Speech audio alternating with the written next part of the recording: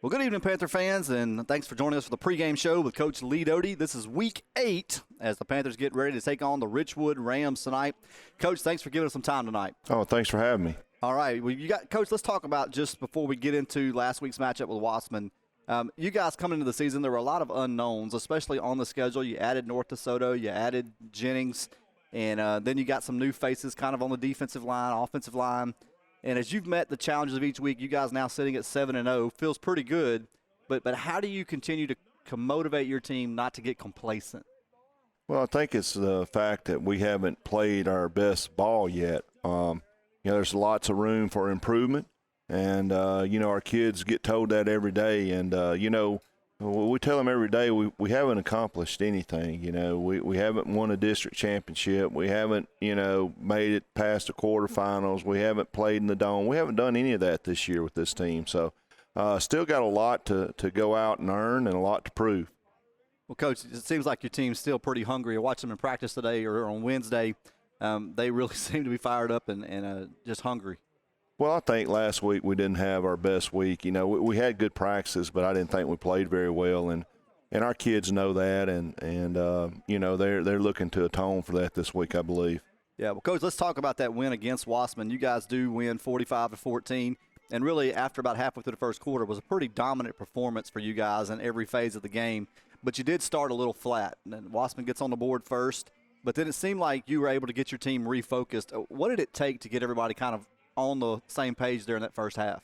Well, I think it took Wassman taking the ball and driving it down our throat. I expect us to come out flat. I mean, we had a big emotional win the week before, and you only have about 3 or 4 games that you can really get them, excited about in a year, and you have to be kind of careful which ones you use them for. And I expected us to come out flat, but I'll be honest, I was a little shocked how flat we were. Yeah, well, and again, we got into the rain delay again, so it was about 35 minutes, I believe. We started late. But once you guys were able to settle in, it seemed like every phase of the game really was sharp for you the rest of the way. Offensively, that offensive line, again, first drive really struggled, but then they seemed to settle in, and they seemed to gel more every week. And I was looking at the board, the hog board there with the scores, and really upper 70s and 80s are starting to appear pretty consistently across there. Who would you say on that offensive line is really kind of the leader of that group? Oh man, that's hard to say. We got let's say we got 4 seniors that start. So I'd say all the seniors are, they each have their own week. It seems to be, Jordan Johnson and McNair and Part Smith and Edmond. They all have their moments when one of them's the leader this week, maybe somebody else. But they're all playing really good, and we're still not settled on a 5. Jordan set out last week with an injury, and so Drew Huff came in and played center and played outstanding. So we still playing a lot of kids. Cooper Lyon played really well last week. So JT got to come in and play some. We still, I don't know if we have a certain guy we just call the bell cow. But we're all pretty good up front. Yeah, well, they definitely have seemed to get more consistent every week. And then, of course, running the football. Again, you got big runs from almost everybody across there. Those 4 backs with Trammell and with Ramaje, Lark, and JaKeldrick there. And again, it was a fullback game. Seemed like early, and Ramaje had a big run there to kind of get the scoring started. And then defensively, it seemed like all night long you were able to play a lot of kids. On the defensive line, you rotated a lot of guys in. You were able to get some linebackers. Kids like Dylan Underwood played a lot, and they got significant snaps. And so as we kind of get here towards the back half of the season, you start looking towards a playoff run, what do those snaps mean for those young kids? They're invaluable. You can't get that type of snaps in practice, So we went a little different defense this week. We wanted to rest Handy, and, he's gimped up a little bit, wanted to rest him, and we played some 3-man front, and Max Reisinger played our money man for us, and Dylan played inside, and he also played in our 4-3. He got a whole bunch of reps, but yeah, we played a lot of folks on defense. I think we played, ended up, I think it was 41 guys that played some snaps on defense, and you just can't teach that experience in practice. So Now and then we're building depth through that, and we'll see what happens down the line. Well, Coach, again, the big win, you guys 45-14. I think continue kind of a streak against the rest of the district. Wassman hasn't beat you yet, so you got that streak rolling. That's no news to you, but big winners there. But getting those kids those snaps in there. Well, Coach, with all those players, you said you played 41 players just on defense. Let's talk about your players of the week for First Security title of Monroe. Well, we're doing something a little different this week. We had some players of the week. We felt like, we really didn't have any just flat out standout. So we got to thinking about our scout teams, and, we decided to go with scout team players of the week. And defensively, that's Colin Crow, and he does a great job for us. And offensively, it would be Carter Morris. And for everybody that knows, Carter was our scout team player of the year last year at our awards banquet. So, without those guys, we never get any better. And, those guys week in and week out come and bust their tail. And we decided as a staff to kind of go that way with it this week and, give them some recognition, and very proud of those two young men. Absolutely. Well, congratulations to those guys. But, Coach, let's talk about the scout team, because that's a group of young kids typically that you're asking to run an offense they're unfamiliar with. It's not our stuff. You guys are showing them a card and when those kids take it seriously and give you a good effort on that side, how valuable is that for Friday nights? Well, I mean, it's been some people that got noticed on scout team that ended up playing. Enoch's one of them. He ended up being our scout team player of the year as a junior, and then ended up starting for us as a senior, and really didn't have he's a guy that we didn't know where we're going to play him. And so it's a chance for them not only to help us get better, but also get noticed. And, we have some guys that take it very seriously, and they don't want to be on scout team anymore, so, but it's invaluable experience for them. And, we have a young kid, you take Nate Reardon, a ninth grader that blocks Kellen Hall or Charlie Robinson every day in practice, it doesn't get, it doesn't get any better than that for him. And, so, it's very, very special for us to be able to award these guys that award this week. And like I said, they're very valuable to our football team and our success. Well, Coach, tonight you're back home again. Richwood's made the trip up 165. It is homecoming for Sterlington, and homecoming seems to be a lot of fun around here. I know kids have had a lot of fun this week with the dress-up days and all the activities. We'll see a lot of alumni. They'll be back this weekend to enjoy the festivities. But, Coach, when it comes to homecoming, when you think about the traditions at Sterlington and then the expectations that come with coaching a team like this, what are some of the things that stand out to you? What are some of those traditions that you just think are valuable to the program? I just, this I will say this has been the best homecoming week I've been involved with. I mean, the kids have participated, the teachers have participated. It's been really great. Just the chance to walk out and run through our banner, and you think about all the good teams that's been through before, and those people are coming back to see you and see what you bring into the program.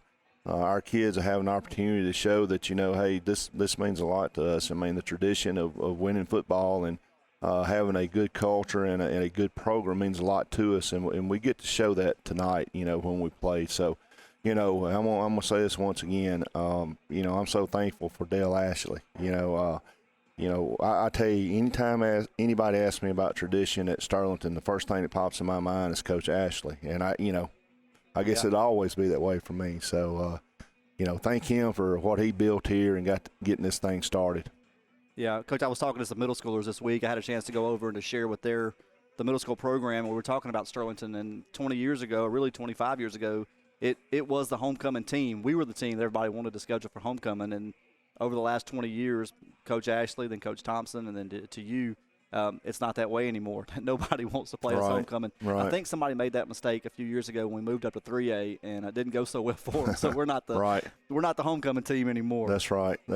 And both of those guys have done a great job. So hats off to them. Well, Coach, Richwood comes in at 3-4. They're 0-2 in district, but Coach Yanez is still seeming to try to be establishing his own culture down there. He's had some ups and downs this year with player numbers and things, but the guys he's got are committed to him and to what he's doing. And so when you turn the film on and you watch them, I know you talked to your team about this some this week, on the offensive side of the football, what do you see? The quarterback's a sophomore, and he's outstanding. He's a really good player. great athlete, and they use him in a lot of different ways. They're big up front, big, good-looking receivers. I mean, they still look like Richwood's supposed to look, in my opinion, and they run a good scheme. I mean, it's nothing, it's not willy-nilly. I mean, it's blocked up right, and, I can understand why they've won some football games this year, and they're not done winning. They're going to win a few more football games this year. I just hope tonight ain't one of them. Well, Coach, what about on the defensive side of the football for them? Again, we know they're going to have some athletes. Just looking at the film that I looked at, there's some big kids on that side of the ball. Yeah, no doubt.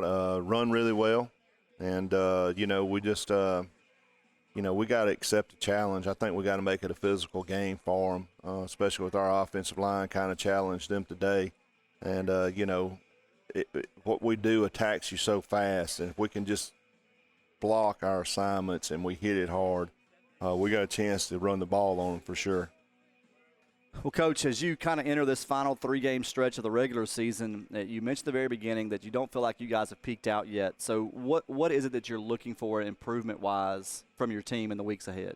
Well, I think we need to tackle better defensively. I just didn't think we tackled very well last week. And coming off a performance at Union Parish where I thought we tackled outstanding, So I don't know if that's just something that we had a bad week or what, but and missing assignments on offense. We're still missing assignments, and we're supposed to turn this way and protect, and we turn the other way, and Mason almost gets killed, and so we just got to get better at those type of things, and all those are fixable. I still thought, even though we didn't play good Friday, I thought we had some good plays. Yeah, and I also thought our kids played hard.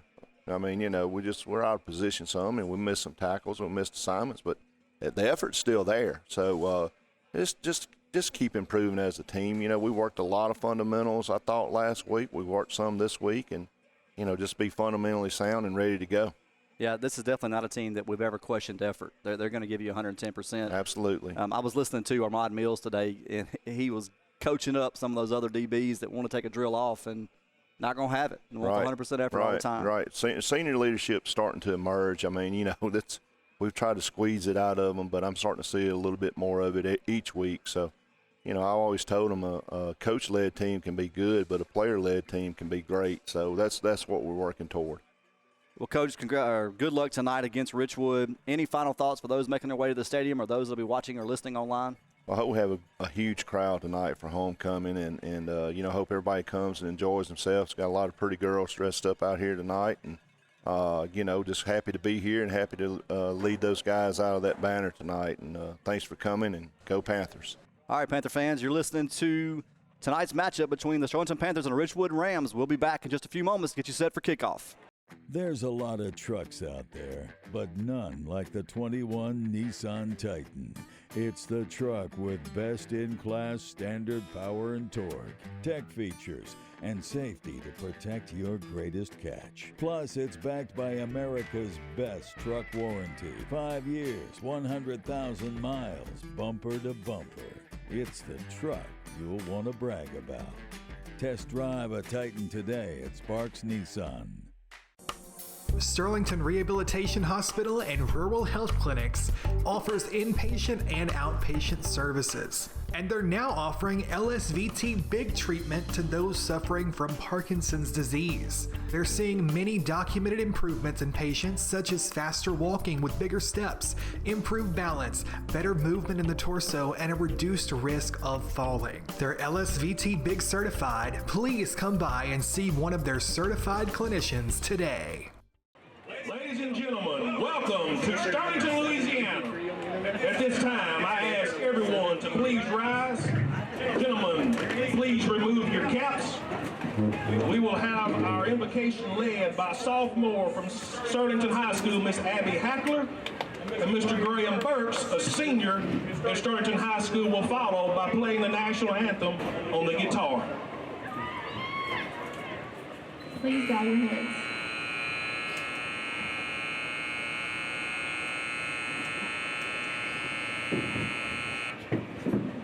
Dear Lord, I come to you today, and I thank you for letting us all be here together. And I pray that you protect all of our athletes tonight, Lord, and keep them safe from injury.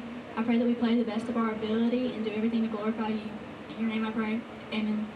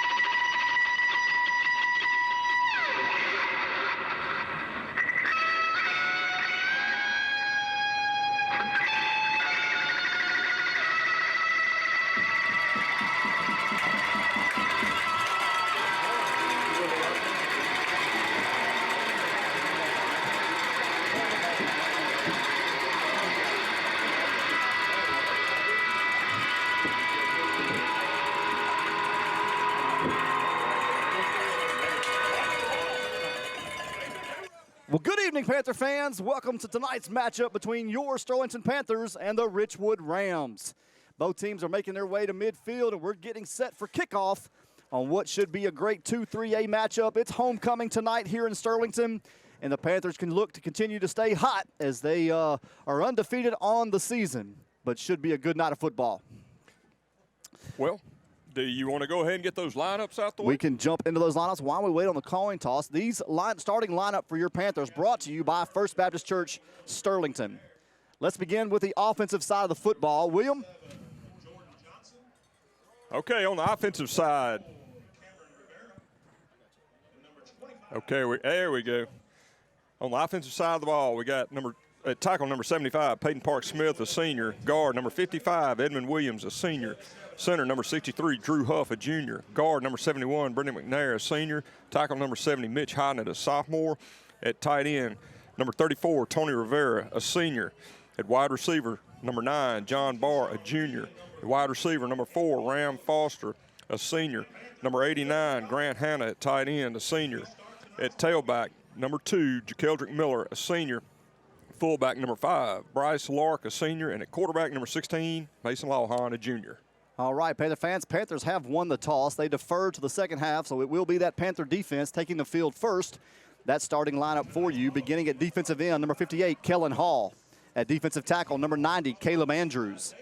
Defensive tackle, number 48, Jackson Moore. And number 99, G.J. Hutchinson. The other defensive end, big number 19, Charlie Robinson. Your linebackers tonight, number 3, Jackson King. Number 12, Luke Handy. Number 10, Chase Mitchell. Cornerbacks, Cliff Jones and Cole Thompson.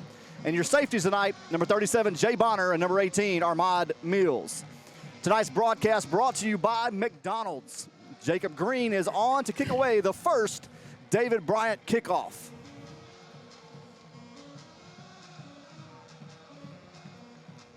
Looks like the crowd's beginning to kind of come in and take their places. All right, there's the whistle.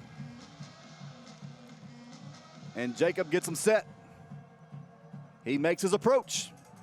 Going to be a line drive kick. Going to be taken right at the 3-yard line.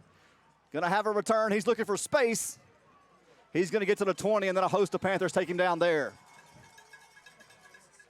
Good coverage by that kickoff team. Got a new combination here tonight. Black jerseys, gray pants. I think I kind of like this. Black jerseys, gray pants, silver numbers, shiny silver numbers, and, of course, black helmets. Made it out to the 20, first down and 10 for Richwood. Shotgun formation. That'll be number 15, Dantavian Neighbors at quarterback, and number 20, Andre Williams in the backfield with him. They now bring a receiver in motion across the formation. It's going to be a speed sweep to the far side. He's looking for room. Going to find a little across the 25 up to about the 26. Came around that left side there, found a little bit of a seam and was able to get through it. Looks like they're going to go no huddle with a hurry-up offense. He got it out to the 27-yard line. It's going to be second down and 3 for the Rams. Richwood brings them out. Shotgun formation again. 2 receivers set to the near side. 1 to the far. H-back and a tailback beside Neighbors in the backfield. Man comes in motion to the near side. Going to be a fake. Now a give to the tailback straight up the middle. He's met at the 27-yard line. I believe that's number 3, Jackson King, who takes him down. Jackson King got a hold to him and pushed him back. Looks like his forward progress, he's actually going to pick up a yard. The Rams have it at their own 28-yard line. It's going to be 3rd down and 2. 3rd down and 2. Rams stay in the same formation. 2 receivers to the near side. 1 goes to the far. Neighbors and Williams in the backfield. Neighbors gets them set, now calls for the ball. Panthers are going to jump off sides. That'll be a 5-yard penalty and give Richwood a first down. That'll put the ball at the Rams' 33-yard line. Looks like Jay Bonner is going to check in for Maddox Bryan at the safety position. So after they move the chains, Rams have it first down and 10 at their 33-yard line. Richwood looking at the sideline, getting the play. Shotgun formation again. Williams and Neighbors set in the backfield. 2 receivers to the near, 1 to the far. The H-back now goes to the far side. There's the snap. Going to be a quick toss out. Quick out. Going to be dropped at the 39-yard line, incomplete. And that'll bring up first or second down. Tried a little quick hit in the flats. Pass was a little bit off. Fell incomplete. Going to set up a 2nd down and 10 from the 33 of the Rams. Game just started 10:32 in this first quarter. Yeah, the Rams kind of give you that hurry-up look, but they're spending a lot of time looking at the sideline, getting the play in. It's almost like a huddle, but everything's being called from the sideline. Shotgun formation again. They now walk the H-back over to the far side. 2 receivers set to the near side. There's a snap, going to be a quarterback keeper. He's looking for room in the middle. Not going to find much, and that's going to bring up a 3rd down, and we'll call it a long 9. Looked like he ran into big Jack Moore. Tried it up in between the tackles. No, well, they gave him 1 yard on the carry. It's going to be 3rd down and 9. That ball is right on the 34-yard line of the Rams. Panther defense gets set. Richwood gets lined up. They're going to keep 1 receiver set to the near side. 2 receivers now to the far side with the H-back set to the near side. Yeah, that's going to have to be a flag. Yeah, it had to be. You had the whole right side move, and that wasn't just a shift. That was a move. So they're going to back this up 5 yards. That'll take it back to the 29-yard line. So the Rams are going to face a 3rd down and 15 when they snap this ball. Ball sits on the 29. Shotgun formation, 1 receiver to the near, 2 to the far for Richwood. Neighbors now brings the tailback over to his right side. There's a snap. Looking downfield, going to take a short pass out of bounds, incomplete. And that'll bring up 4th down and should bring on the punting unit. And William, I don't know if you watched any film this week, but this might be the most adventurous thing that Richwood does every week is punt the football. Yeah, it is. They've had some trouble with the snap, and then once the punter has gotten it, which I'm not sure that's the same punter, but it has been a challenge to punt that ball in a forward direction. A deep snap is a hard thing. It really is. Richwood gets set. Ram Foster stands back at his own 45-yard line. There's a snap. It's a little high. Panthers are going to get close. I believe it's going to be partially blocked. And it's going to be downs at the Richwood 41-yard line. And that's where the Panthers will begin, 1st and 10. Looked like Cole Thompson got in and got the pressure, and he may have got a partial block on it. It's kind of hard to tell. I'm telling you, watching film, you're just not sure how that ball comes off of there. I almost like Cole got a piece of it. I would say he did. But, you know, you don't appreciate what a deep snapper does Absolutely until you right. have to deal with this week until it after doesn't week work. after week. Yeah, it just really doesn't. It's an upside-down pass. You see the world upside down, but it's tough. Panthers have it 1st down and 10 at the 41 of the Rams. I formation for the Panthers. Foster set to the near side. John Barr out wide to the far side. Little freeze play. There's going to be encroachment on Richwood. That's going to bring up a 1st down and 5 for the Panthers. Should move the ball down to the 36-yard line. Now, I know Coach Yan is. He covers everything. He's got to be frustrated with that because I guarantee you he said to those guys, they're going to freeze it every time. Yeah, that's not anything we've hidden for sure. Yes, yes. 1st down and 5. Ball does sit on the 36. Panthers stay I formation. They now flip. John Barr comes to the near side. Foster goes to the far side. Bryce Lark and JaKeldrick sit behind Lawhon. Lawhon under center. There's a snap. Ball is on the ground. Lawhon's going to have to fall on it, and that's going to be a loss of 3. That had no chance from the beginning. That got blown up right in the middle. That defensive line got penetration, and Lawhon couldn't even hand the ball off to Lark to even make the decision. Panthers are going to lose about 3 yards. It'll be 2nd down and 8. I formation again. Foster to the near, Barr to the far. Lawhon looks over to the near side. Gets his call, now tells his line, makes the adjustments, goes back under center. There's a snap. Going to be a quick give to Lark. He's going to get back to the original line of scrimmage, maybe a yard more. The ball will sit on the 35-yard line. Yeah, I believe he got himself up to the 34, so that sets up a 3rd down and 4. Good blocking up front. Of course, Lark's coming through there like a train. So he gets it to the 35. It's going to be 3rd down and 4 for the Panthers. Same formation again for Sterlington. Lawhon gets him set. Goes under center. There's a snap. Toss back to JaKeldrick over this near side. He's looking for room, but he's not going to find, well, make something out of nothing. Now he's trying to cut outside. Stays on his feet, and he gets to about the 30, I believe they're going to say 34. And that's going to bring up a 4th down. That was a heck of a run for a gain of 1 yard. Looks like the Panthers are going to Believe send they're on gonna the bring field Jacob goal unit. Green. And this will be, the tee will go down on the 40, will be a 50-yard attempt for Jacob. Will be the longest attempt he's had this year. And tonight, no wind. This field goal brought to you by David Bryant. There's a snap, kicks down. Looks like it's going to be just short, incomplete. And Panthers come away with no points. Richwood will take over on their own 20-yard line. He was nailing those in pregame. And it's just, it's just that little bit of variation of getting that ball and getting that hold down. Absolutely. You don't think much about it again. Snap, hold, kick. And William, a little surprising there with the way the offensive line has not been able to handle that, the defensive line from Richwood. They're getting a lot of movement up front against our offensive line. They are, and it's kind of like I said to Coach Doty this past week. It's like rinse and repeat. You see those big guys every year at Richwood. It's just every year they just roll them in and out. Shotgun formation for Richwood. 2 receivers to the near, 1 to the far. The H-back set to the near side. There's the snap. Neighbors is going to give it straight ahead. And that's going to be a give to number 4, Tavon Wilson. He doesn't find anything. Loses 3, it looks like. And that's going to bring up second down. Looked like Big Jack Moore was the guy that got there and slung him down. Tell you, Jack Moore's really showed up well this year. A sophomore stepping in that position. That motor runs all the time. Jackson King is checking out. Chase Mitchell is coming in at that Mike position. Rams have it at their own 17. It's going to be second down and 13. Same formation again for Richwood. There's a snap. Going to be a give to Wilson again. He's looking for some room on that far side. And he's going to be hit at the 15-yard line. That's going to be another loss and bring up a third down and forever. I believe that was Kellen Hall on the tackle from that defensive end position. He dropped him for another loss. And William Doty and I actually talked about Kellen last week. His is a name we've not called much, but he's a guy that handles his side just as well as Charlie does. He really does. It's just Charlie gets through so quick. I think he's there. But this gives the Rams a third down and 14 from their own 16. They've got to get to the 30 for the first down. Shotgun formation. They now walk another man out to the near side. 2 receivers set close. 2 receivers to the far side. Neighbors in the backfield by himself.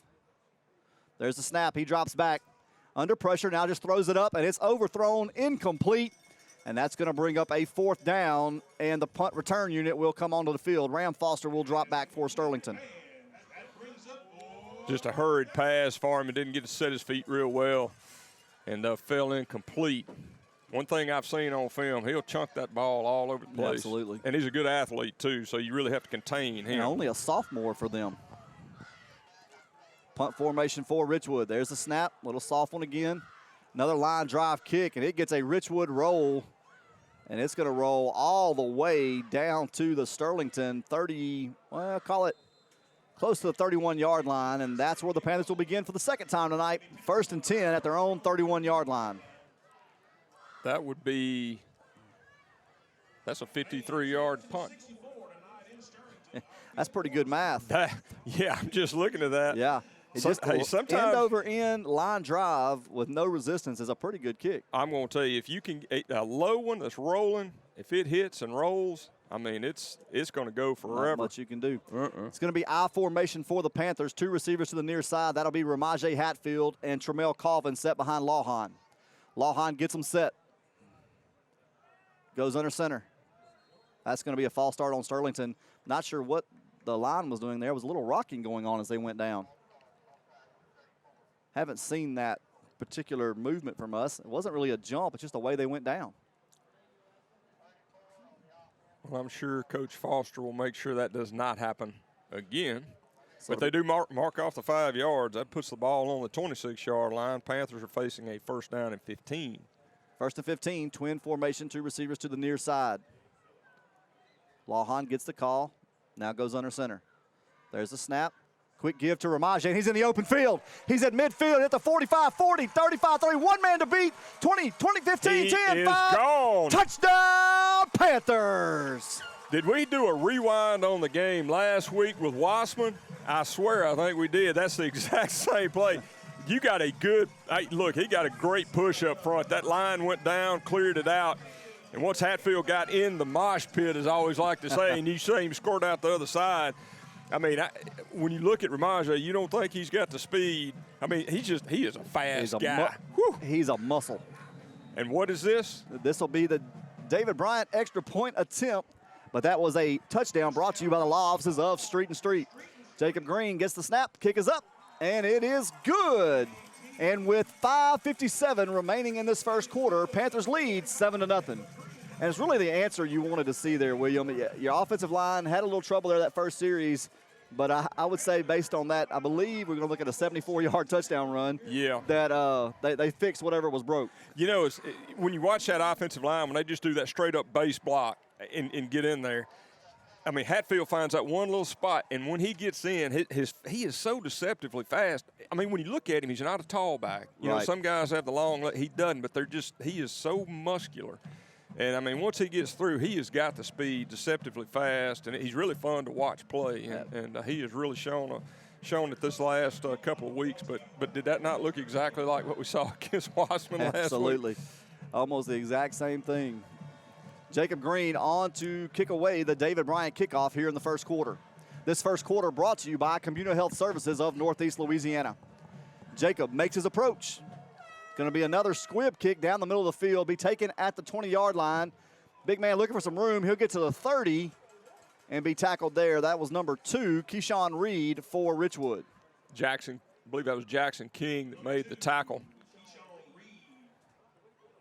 So that defense will come back out.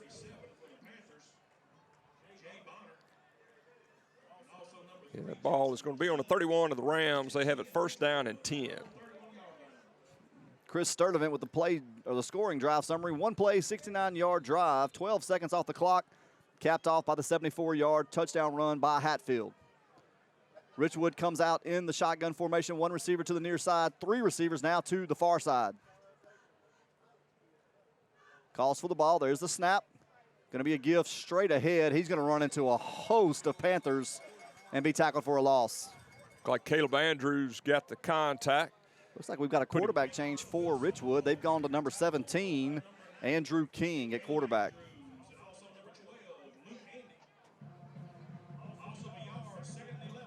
They got the ball on the 29, loss of 2. It'll be second down and 12 for the Rams. Shotgun formation again. 3 receivers to the far side. 1 set here to the near side. Tailback in the backfield beside King. There's a snap. Going to be a give straight ahead. He's looking for room. And he's trying to get outside. Cliff Jones is going to fight a man off and then get some help. They're going to take him down at the 41. Should be enough for a Richwood first down. And Cliff Jones came up, looked like Handy came up from the inside, was able to bring him down, but not before he got some big yardage on that carry. Got the ball down to the 41-yard line of the Rams. They have a first down and 10.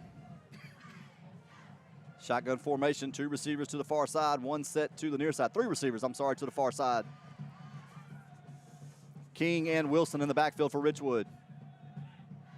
There's the snap. King drops back, looking downfield, trying to find some room. Bounces outside, scrambling, under pressure, and he's finally going to be taken down for a sack at the 35-yard line, maybe 36.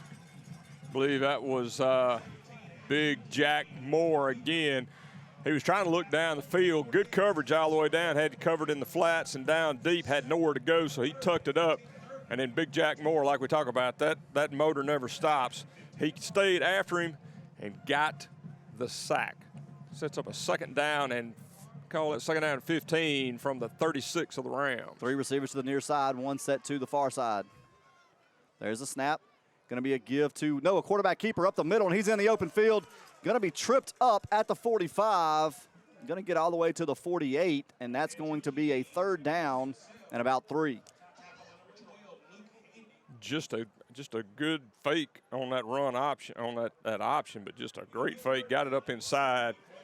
Going quick to the line. Third down and 3 for the Rams. Same formation for Richwood. King calls for a little freeze play. They've got 3 receivers set close to the near side, 1 out wide to the far side. King and Wilson in the backfield. There's the snap. Going to be a give to Wilson up the middle. He's going to get up to the first down. That's going to be in Panther territory. And Richwood will have another first down.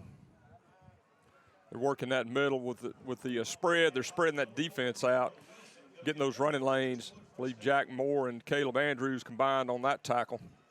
Jack Moore is coming out. Looks like Terrace, I believe that's Terrace Coleman that just came into the game. The Rams get enough for a first down. The ball's on the 48 of the Panthers. First down and 10. 3:02 left in this first quarter. Panthers up 7-0. 3 receivers set to the near side, one set to the far side. Richwood now brings the man in motion across the formation. There's the snap. Trying to do a little speed sweep again. He'll get back to line of scrimmage, and that's it. Really had 2 men in motion there, but no flags. So that'll bring up 2nd down and 10. The tailback was leaving the same time they had a man in motion, but Jay Miller came up and made that stop. What the Panthers want to do is string that play out. They did a nice job with Wassman doing that last week, so they want to string that play out and shut those running lanes down. No gain on that carry. 2nd down and 10 for the Rams at the 48 of the Panthers. One receiver to the near side, 3 set to the far side. King calls for it again. There's a snap. He drops back, looking downfield, trying to do a little wheel route, and it's going to be overthrown, incomplete. Little miscommunication there between the quarterback and the receiver. Ball intended for number 4, Tavon Wilson. Yeah, he had Tavon Wilson coming down the sideline, but way overthrew it. Don't know if he got a little obstruction at the line or what, but. Well, Chase had him covered pretty well coming out of the flat, and then there was nowhere to really turn up without running over Chase, and you're just not going to do that. Yeah, absolutely, you won't.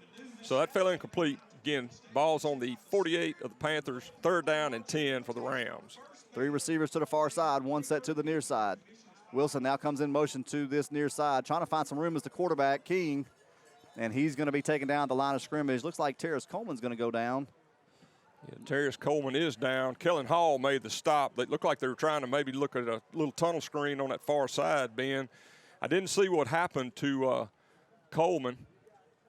Can't tell if it's a cramp or what it is. Not sure. That's going to be an injury timeout. We'll take this opportunity to take a break. This timeout brought to you by Sterlington Rehab. We'll be right back. CommuniHealth Services in Bastrop provides quality medical, dental, and behavioral healthcare services for patients of all ages. Our goal is to make a difference by providing superior healthcare services and exceed patient expectations by doing the right thing every day to improve lives in our community. If you're ready for our team to care for you, visit communihealth.org today. Here in Sterlington, our town motto is faith, family, friends. At First Baptist Church, we believe those 3 things are what's most important for all of us, from the youngest to the oldest. We want to help you and your family thrive in each area. Whether you're new to town or just looking to get better connected, we'd love for you to come join us on a Sunday morning at 10 a.m. For a full schedule or more information, check out fbcsterlington.com. FBC Sterlington, we're here for you. Panther fans, we're back. Terrace makes his way to the sideline. A little help, but able to walk on his own. That'll bring the Richwood offense back out. Looks like they're going to send the punt unit out. Panthers are going to choose to play it safe. Actually, now they'll drop back Luke Handy. He'll go and stand about his own 10-yard line. Panthers lead 7-0 with 1:44 on the clock in this first quarter. Richwood calls for it. Snap again. Gets it away. Another end-over-end kick. Takes a Richwood bounce. Handy's going to field it at the 11. Now he's looking to get some room, and he's taken down at the 20. Nice job by Handy there to field it, get it upfield, and the ball can't roll inside the 10.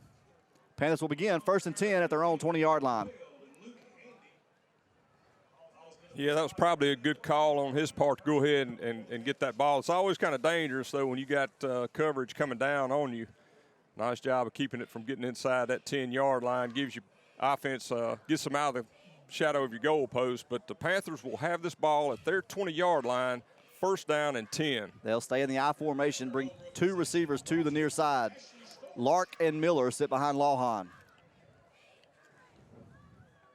Lawhon making some changes. Goes under center. There's a snap. Going to be a give to Lark straight ahead. Actually, is the ball on the ground? It is. And Richwood is going to come up with it. They'll take over at the 21-yard line. That's about the 3rd time tonight we've seen some trouble there on the, I'm not sure if it's the center quarterback exchange or what's happening. I couldn't tell whether, whenever Lark went into the line, it kind of piled up and it was hard to see. I don't know if there's a push up front, man. I mean, if that center's getting pushed back or what, but they are having a little issue with that. I'm sure that'll get straightened out. But meanwhile, the Rams got the fumble recovery on the 21 of the Panthers, sets them up 1st down and 10. Richwood stays in the shotgun. 3 receivers set to the near side, 1 to the far. Wilson and King in the backfield. Quarterback calls for the ball. There it is. He's looking downfield, just going to throw it up and going to fall incomplete. Nice coverage there by Cole Thompson. Cole Thompson kept the inside position. There was a little bit of hand fighting going down the field, nothing that you would call, and pretty much kind of rode him along that sideline, and it really wasn't a bad pass. I mean, had Cole Thompson not been in his grill the whole way down, that could have been a touchdown pass, but it fell incomplete. They bring the ball back to the 21-yard line. It's going to be 2nd down and 10. 2nd down, 10. Richwood goes 2 receivers to the near side, 1 set to the far side. The H-back also to that side. There's the snap. Quarterback's going to keep it up the middle, looking for some room, and he's going to be hit by number 3, Jackson King, and then finished off by some more Panthers. Looked like number 12, Handy, got in and made the tackle after King. He's working that option very well. He's selling that fake. Held it, and then I believe we're going to have a loss on that carry. So that's going to be third down and 12. Ball's on the 23-yard line. Richwood goes 2 receivers set to each side. Quarterback calls for the ball. Going to be a give. Going to be a quick toss. Looks like we're going to have a penalty. I believe they're going to get them for a false start. That'll back it up 5 yards and make it 3rd down and 17. Yep, false start. They've always run they like to run that tunnel screen. Looked like they were setting up there. So that'll back them up another 5 yards. Well, and you have to know for Richwood right here, it's got to be 2-down territory. They don't have a field goal kicker. Oh, absolutely. And I don't think you punt from inside your 30. No, so they're going to try to do it in 2 downs. Don't have to throw a Hail Mary here. They'll go 2 receivers set to the near side. 1 receiver to the far side. Now I'm calling him an H-back, slot person set to the near side. There's the snap. Going to be a quick pass out, and it's picked off. And he's rushing into Richwood territory. Is that number 15, that Cole is Thompson? Cole Thompson. Cole Thompson with the Ashley Storage turnover. Great read by Cole Thompson, just a read pass option. And Cole Thompson was right there on top of the receiver, made the break to him, and intercepted the ball. I got to tell you this, William, we a lot of us at practice on Tuesday, I heard Luke tell Cole, and they've got a great relationship. Luke told Cole, you probably hold the school record for pass breakups without an interception. And then right there, Cole makes his pick, takes it back to the 39-yard line of Richwood. And I did see Luke making his way over to Cole Thompson. But, yeah, I love that. You're right. Those two are attached at the hip. That's a great one. I hadn't heard that one. He got it back to the 39-yard line of the Rams. It's going to be 1st down 10 for the Panthers. 2 tight I formation. Lawhon tosses it back to Jakeldrick over this near side. He's trying to bounce it outside and does. And he's at the 30, the 25, the 20, got some men to beat, 15-10, and going to be taken out of bounds about the 11-yard line for a Downs Law Firm. 1st down, and the Panthers will set up in the Ron D. Bush red zone. Tackle number 2, big Keyshawn Reed. And, when I watched a little bit of video on him, Keyshawn Reed's the biggest middle linebacker I think I've ever seen. And that's going to be the end of the 2nd quarter. Panthers lead 7-0. We'll be right back with 2nd quarter action.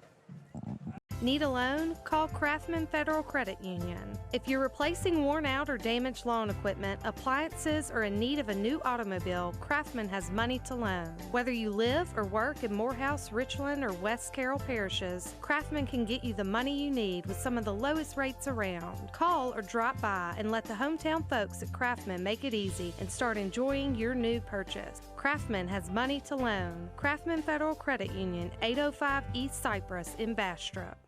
Hi, I'm Drew Breeze, co-owner of Surge Entertainment Centers.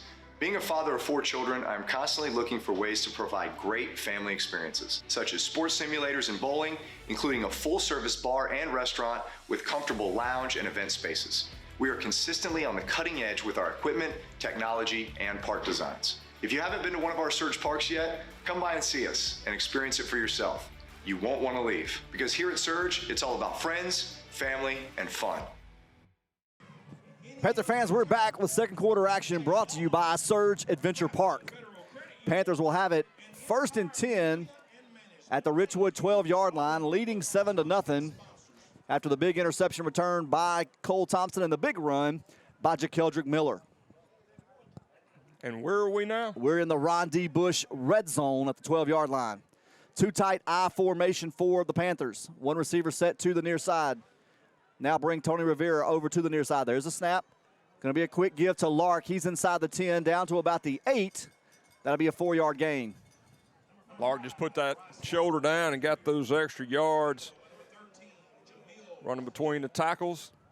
Get the ball on the 8-yard line. It's going to be 2nd down and 6 for the Panthers. Same formation again. Now Ram Foster, the lone receiver, to the near side. Panthers get set. There's a snap. Toss back to JaKeldrick over this near side, looking for some room. Puts his head down and dives into the end zone for the touchdown. Nice blocking up front. Looked like Edmund Williams got in front, but great job up front by those guys to clear the way for Miller, just to punch it right in. Makes it 13-0 with the extra point unit coming out. That is another Panther touchdown brought to you by the law offices of Street and Street. Now Jacob Green on to attempt the David Bryant extra point. Panthers get set. Now move from the gate to the extra point formation. There's the snap. Kick is up. It's a little low, and it's going to be no good. I'm not sure that wasn't tipped at the line of scrimmage. Going to be incomplete. Not sure exactly what happened. That didn't come out clean. Maybe it was tipped. I didn't know a field goal could be incomplete. I mean, extra point could be incomplete. No good. Sorry. I apologize. Well, I was watching the sideline, watching what the conversation was. Hey, not that I can hear, but Ben, in the world today, you just make up what you want. In the words of Mitch Hodden, I heard him tell Coach Doty this week, "We're all human." Yeah, but you're a preacher. You're supposed to get it right every time. I'm definitely human. Ain't no doubt. No, man, come on. Ain't no doubt. Nah. I don't float when I walk. Well, yeah, I have to have some flotation devices. I will just tell you that. So, anyway, but that's kind of an unusual thing. I don't think I've ever seen Jacob Green miss an extra point. I'll be honest. I can't remember the last time I saw that. Either. I think it was in the Superdome. It might have been. Seriously, I think his freshman year. So, anyway. Well, Jacob Green is on to kick it away again with the David Bryant Realtor kickoff.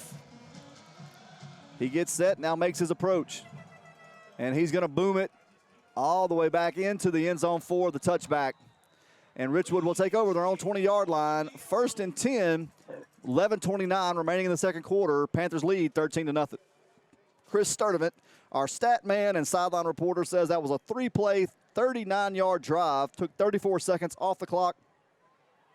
Capped off by the 8-yard touchdown run by JaKeldrick Miller. I will not question his calculation anymore. He's kind of like Rain Man down here, you know, just spitting those numbers out. I saw him ask Magoo what it was. Yeah, I hear you. Shotgun formation, 2 receivers set to each side. King gets them set to the 20-yard line. There's a snap. He's going to give it to Wilson around that far side, trying to find some room, and then he runs into a wall of Panthers for another 1-yard loss. Good job by the defense on that side. Gave him absolutely nowhere to run. As soon as he handed that ball off, you could see it, Ben. They really sealed that end off and forced him back up to the inside. That's what you want to do to these teams, trying to get around that edge. But good job by that defensive front. Loss of 1 on that carry, 2nd down and 11. Yeah, this is really not a defense you want to run sideline to sideline against. No, you have 2 strong defensive ends, and when you force it up in the middle, you got a heck of a middle of that defensive line and to deal with, and the linebackers as well. This time an empty backfield for King. 3 receivers set to the near side, 1 to the far. It's going to be a quarterback draw straight up the middle. He's looking for some room, and he finds it, and he's in the open field. He's at the 40. Going to be chased down by Maddox Bryant, who's going to take him down in Panther territory at about the 33-yard line. That was a heck of a call by Coach Yanez. That was a quarterback draw all the way. And what they wanted to do, they'll let those defensive linemen come on to the outside, and they'll get them a seam up the middle, which they got. And boy, he broke it loose. I tell you what, Maddox Bryant is another guy that's got some deceptive speed. Absolutely. Good job for him to track him down. He tackled him on the 32 of the Panthers. The Rams are going to have it 1st down and 10. 1st and 10, ball sits on the 32. Richwood looking to the sideline to get their play call. Have some more guys check in. Looks like number 15, Neighbors, is back in at quarterback. I believe King's helmet came off, so he'll have to sit for 1 play. Wilson will be to his right. 3 receivers set to the near side, 1 to the far side. Richwood gets set. There's the snap. Going to be a give to Wilson, trying to find some room on this right edge, and not going to find any again. Going to lose another yard and bring up second down and 11. Tried to cut it up inside. Looked like Handy played off the block. Got him around the legs, and then, of course, big number 19, Charlie Robinson, finished him off. And I'm going to tell you, if I'm kind of standing there and I see that big 1-9 coming at me, I'm getting down. That's a safe. Luke played that just the way you're supposed to. Force that back inside, go down to make the tackle, and get some help over the top. And get a 2-yard loss for second down and 12. And I'll tell you what, if you want some help, 1-9 coming at, look, you call him fire truck Phone a 1-9. friend. Hey, you call him 1-9, fire truck 1-9, he's going to take you out. Shotgun formation again. 3 receivers to the far side. Now bring a man in motion. 1 receiver set to the near side. There's the snap. Going to be a give straight ahead to Wilson. And he's tackled from behind by number 12, Luke Handy, at the line of scrimmage. Looked like Handy came off that left side on a straight blitz. Did a good job of catching him from behind. I believe no gain on that carry. Ball is going to be on the 34-yard line of the Panthers. It's going to be 3rd down and 12. 3rd and 12. Richwood looks to their sideline, gets their play call. Now go 2 receivers to the near side, 2 to the far side. King gets them set. Now calls for the ball. There's a snap. Going to be a quick pass out. King's trying to find some room, and he's going to be tackled in the backfield by big Charlie Robinson, but it was Luke Handy who got there first. Oh, looks like we've got a Panther down. He's going to hop back up.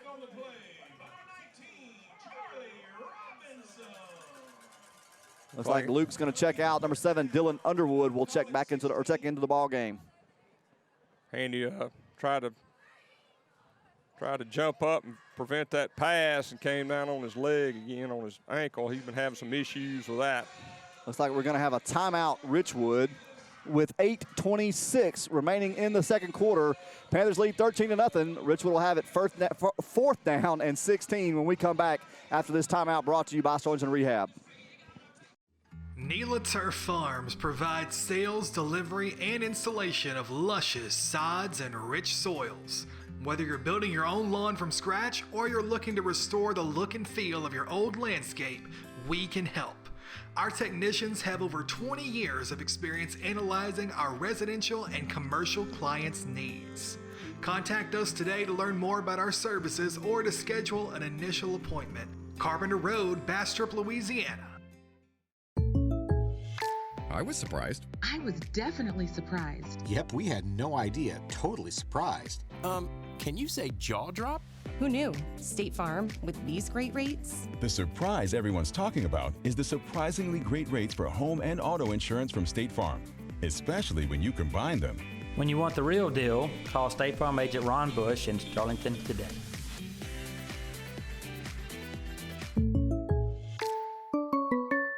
Panther fans, we're back. 4th down and 16 for Richwood. The punt unit is on the field. Ram Foster drops back, stands at his own 11-yard line. There's the snap. Panthers going to get some pressure. It's going to be partially blocked, and it's going to go out of bounds at the 40, they're going to say the 38-yard line. That's a net gain of 0 on the punt. Panthers will take over 1st and 10 at their own, actually going to say 39-yard line. So 1st and 10, Sterlington, their own 39-yard line, leading 13-0. Couldn't tell if that was Kellen Hall or Sterling Sims. Both of them got through at the same time. Now, wait a minute, William. One of those guys is 6'4", and one of those guys is 5'8". They came in at the same I didn't time. see it. All right, I'll give it to Kellen Hall, and then now I'll hear from Sterling in the morning. That's hey, right. It was Mr. me. William, They why will- didn't you give me? It was me. They Panthers will definitely tell us. Panthers at the 39. I formation, 2 receivers to the far side, toss back to Tremel Colvin. He runs to the line of scrimmage, and now he's in the open field. He's at the 30, the 25, the 20, makes a cut across the field. 10-5, he gone, touchdown. Mr. He gone. Mr. He gone. Get it right. Mr. He gone. Mr. Well, I knew you would. I was just saying he was gone. Mr. He gone ran through the Ron Bush red zone. That's right. But anyway, heck of a run. Colvin did a nice job. Once he got down to that 20-yard line, he cut it back across the green. Looked like the Rams had a chance to catch him, but he just outran them. Good job by Colvin. We've come to expect that from him. Makes it 19-0 with a point after pending. That's another Panther touchdown brought to you by the law offices of Street and Street. Proud supporters of Panther football. Jacob Green on to attempt the David Bryant Realtor extra point. Kick, hold, and it's up, and this time it is good. And with 8:06 remaining in the second quarter, Panthers 20, Richwood nothing. Sorry. That Subway sandwich was good, wasn't it? Yeah, well, I saw you down there chowing down on it early. That's right. I was trying to get it in right there before kickoff. Was it better the second time up? No, it didn't come up. We're good. All right. We're good. You know, sometimes that second time's a little bit rough on you. So, Panther fans, want to remind you tonight's broadcast brought to you by McDonald's. Maybe I should have had a quarter pounder. Well, you could. You deserve a break today at McDonald's. I like to get the retro stuff in, man. Remember Grimace? I do remember Grimace. And the Hamburglar? Oh, now you're really going. That was the first McDonald's play place I ever saw. It had the Hamburglar and Grimace in it. Oh, yeah. Yeah, man. Jacob Green on to kick away the second quarter kickoff, brought to you by David Bryant Realtor. Gets everybody set, and he makes his approach. There's the kick, and that's going to sail into the end zone for another touchback. Richwood will begin 1st and 10 at their own 20-yard line. 8:06 remaining in the second quarter. Second quarter brought to you by Surge Adventure Park. Panther fans, coming up at the half, want to remind you about the Gallagher Insurance halftime show, featuring stats, scores, and more from tonight's game. And William, really the way this first half has gone, probably not going to be a whole lot of yardage to talk about. I believe Sterlington has started all but, well, no, they just split 4 drives. 2 drives have started back, and 2 drives have started really in short field, and then Richwood has had some big runs but had a lot of negative plays. They have. They have. So the Rams will take this at their 20-yard line. 8:06 left in the first half. Panthers up 20-0. That scoring drive for Sterlington was one play, 61 yards, 12 seconds on the 61-yard touchdown run by Mr. Tremel Colvin. There's a snap. King drops back, looking downfield. Going to be a little pump fake and throw. He's trying to throw it over. It's, in and out of the hands of Cole Thompson. He was going for interception number 2. Ball falls incomplete. Well, if he wouldn't work on it to be a pass breakup, he would have had it. That's right. I tell you what, Cole Thompson's having a great game tonight. I can tell you the first guy that'll be. I just saw Handy waving at him over the side of the field. Another pass breakup, but that's right. Good job. He was in the right position. He's keeping that inside, riding them out. It's going to be 2nd down and 10 for the Rams at their own 20-yard line. 2 receivers on the near side, 2 to the far for Richwood. Now going to be a quarterback sweep around this right side, trying to find some room. He's going to find about 2 yards, or 3 yards. That's going to bring up 3rd down. They're going to say 3rd down and 8. 2-yard gain. You saw number 8. Looks like we've got a man down for Richwood. I think that may have been. I believe that's that quarterback. Well, I believe. I'm going to tell you what you had. You had Ahmad Mills come up and just hit him low, but then on the back end you had Javarius Himes come over the top. We've been saying Javarius Himes' name quite a bit from that defensive end spot. But looks like King's going to hop up and walk off under his own power, now jog off, so we'll probably see him back. Probably just shook him up a little bit. Well, I want to talk about Ahmad Mills just a second. He comes up with a lot when he does. Looks like Richwood's going to send Neighbors back on, but he's hobbled too, William. I had not noticed that earlier. I knew there had been a quarterback change. Wasn't sure. I thought maybe it was just a threat. But it looks like Neighbors is coming back on, and he's limping a little too well. Also, when he came in at that other time, he was I think he may have got rolled up. But the Rams are facing a 3rd down and 8 from their own 22-yard line. 2 receivers set to each side for Richwood. Neighbors gets them set. That'll be Wilson in the backfield with him. There's a snap. Going to be a toss out, and it's going to be overthrown incomplete. That's going to bring up a 4th down and 8. And the punt unit will come back on for Richwood. Try to bubble screen over there on that far side. And, you know, being a thing, we talked about film study a couple of weeks ago on the Coach Lee Doty show, coming to you on Wednesday night at 6:15 from the Frenchman's Ben Clubhouse. Love to have you out there, but I guarantee you, all these kids know what to read, what the keys are. And Cole Thompson was on that immediately. Ram Foster will drop back for the punt return, standing at the Richwood 49-yard line.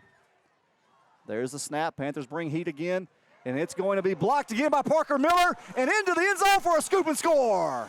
Parker Miller was the special teams player of the week last week. And there he goes again, gets a block. They put him right in the middle. You can't get over the snapper, deep snapper, but he got on the edge, was able to cover it. He found that seam, got through the middle, got the block, scooped it up, gets the touchdown. Heck of a job by Parker Miller. I think they flipped him over to the defensive side of the ball to start playing some linebacker too. Well deserved. That Panther touchdown brought to you by the law offices of Street and Street. Now Jacob Green on to attempt the David Bryant Realtor extra point. Panthers get set. There's the snap, the hold, the kick. And it is up and good. And with 7:34 remaining in the second quarter, Panthers 27, Richwood 0. Yeah, Parker Miller's a kid that Coach Doty has said has really embraced his role as a special teams player. Well, funny thing, you know, he missed a little bit of time early in the season, and they were really working him at a tight end spot. That's where they wanted him. And you know, of course, you got Big Tone there as well as Grant Hanna, and just really wasn't any space for him. And so they decided to move him over to defense after he's done what he's done on special teams. But, you know, nice job by Parker Miller. I think he'll be getting the special teams award again maybe this week. Who knows? But great job by Parker. Yeah, and those special team awards and offensive defensive players of the week are brought to you by First Security Title of Monroe. Those presented every Wednesday night at the Coach Doty Show. Brought to you by Benoit Ford. Jacob gets him set for the David Bryant Realtor kickoff here in the second quarter. Panthers lead 27-0, 7:34 remaining in the second quarter. Jacob makes his approach. There's the kick. Another deep kick going to sail into the Panther end zone. The Richwood player jumped up, tried to stay out of the end zone, but not able to for a touchback. And Richwood will start at their own 20-yard line again, 1st and 10. You know he wanted to take off with that ball, too. I get it. But in high school, you ought to let him at least have a shot to run it back, you know. But anyway, I never have really understood that rule for high school ball. But anyway, Rams get it at their 20-yard line. 1st down and 10, 7:34 left in this first half. Richwood comes out, 2 receivers set to each side. Looks like Javarius Himes has checked into the ball game for the Panthers.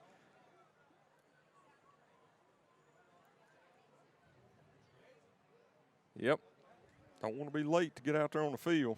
All right, now we're set. 2 receivers set to each side. King at quarterback for Richwood. There's the snap. Going to be a give to Wilson around this right side. He's trying to find some room, and he's not going to find it. He'll be tackled for a loss, and we're going to have a flag on the play. Maybe holding. Himes did a good job of setting the edge. Allowed King to come up and make that tackle. It's going to be holding on the Rams. It'll be declined. Coach Doty will decline that, take the loss. Looks like it's going to be a 1-yard loss on the carry, so that'll set up a 2nd down and 11.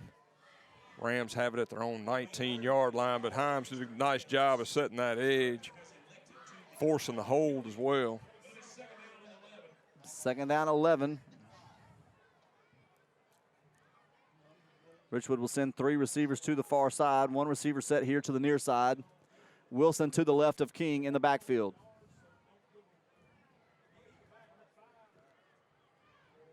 There's the snap. Going to be a quarterback keeper around this right side looking for some room. Still bouncing around, not going to find some room outside. He's going to get a few yards. And then the Panthers are going to take it away. No, they're going to say forward progress was stopped. Good job by Cliff Jones there, grabbing the ball while he was wrapped up, but still going to be about a 4-yard gain, 3-yard gain. I think that was one of those mercy calls. That could have gone either way. Usually when it's on your side of the field and it happens, the referees will give that to you. But nice job. Actually, Cliff Jones' initial contact on that tackle. And as you always say, a host of Panthers got there. It's going to be a little bit of a gain. Got about 4 yards. Be 3rd down and 7 for the Rams. 3 receivers to the far side. 1 set here to the near side. Wilson sits to the right of King in the backfield. There's the snap. He's going to drop straight back. Going to get put under some pressure by some Panthers, and he's just going to throw it away, and it's going to fall incomplete. And that'll bring up a 4th down. Had some heavy pressure. 4th down and a long 7. Heavy pressure from Chase Mitchell and Charlie Robinson. And the punt team will come on. Panthers will drop back. Ram Foster again standing at his own 49-yard line.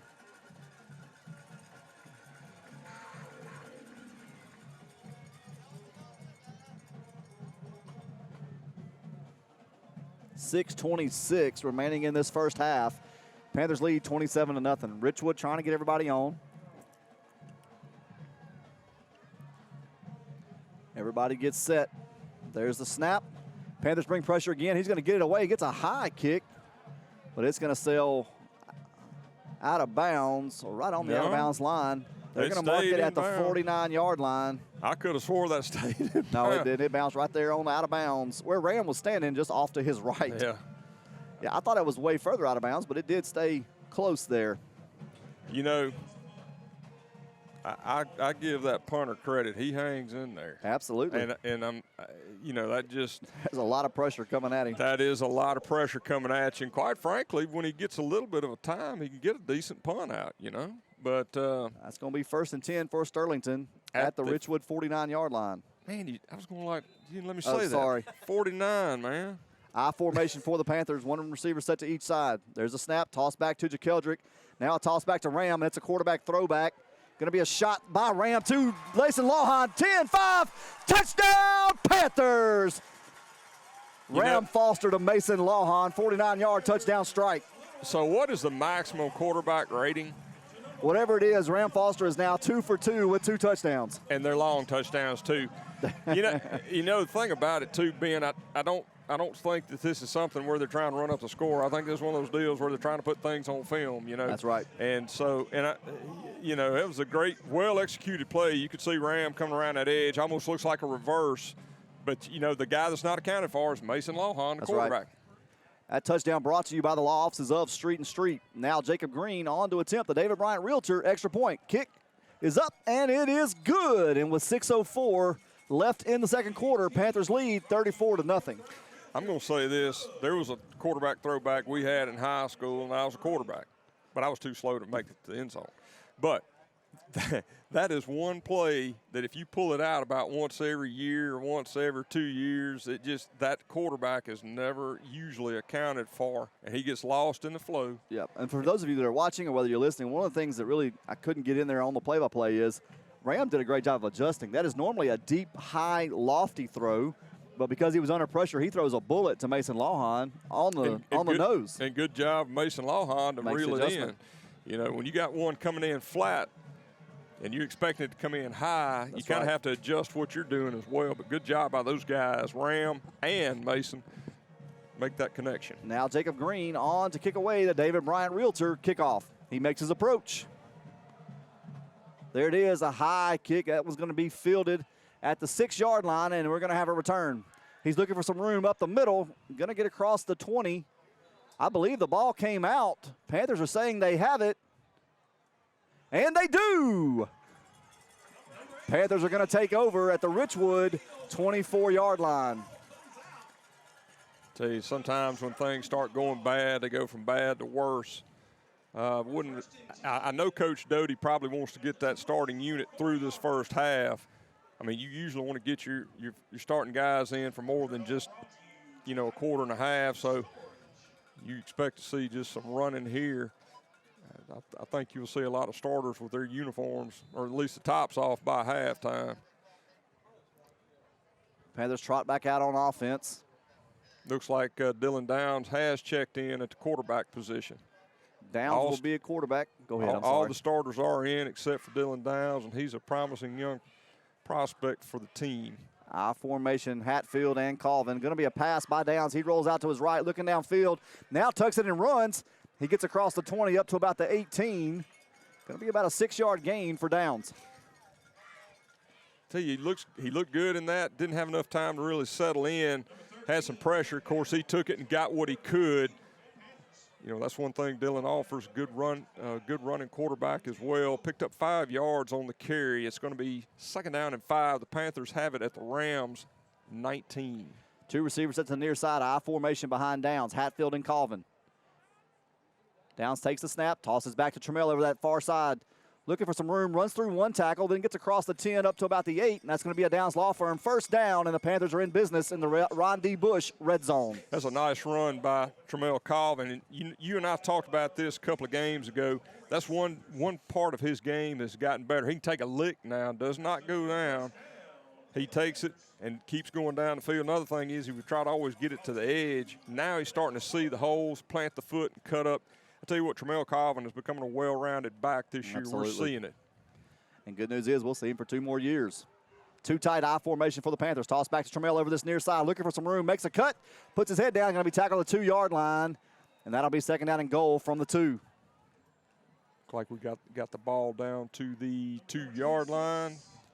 First, 2nd down to go.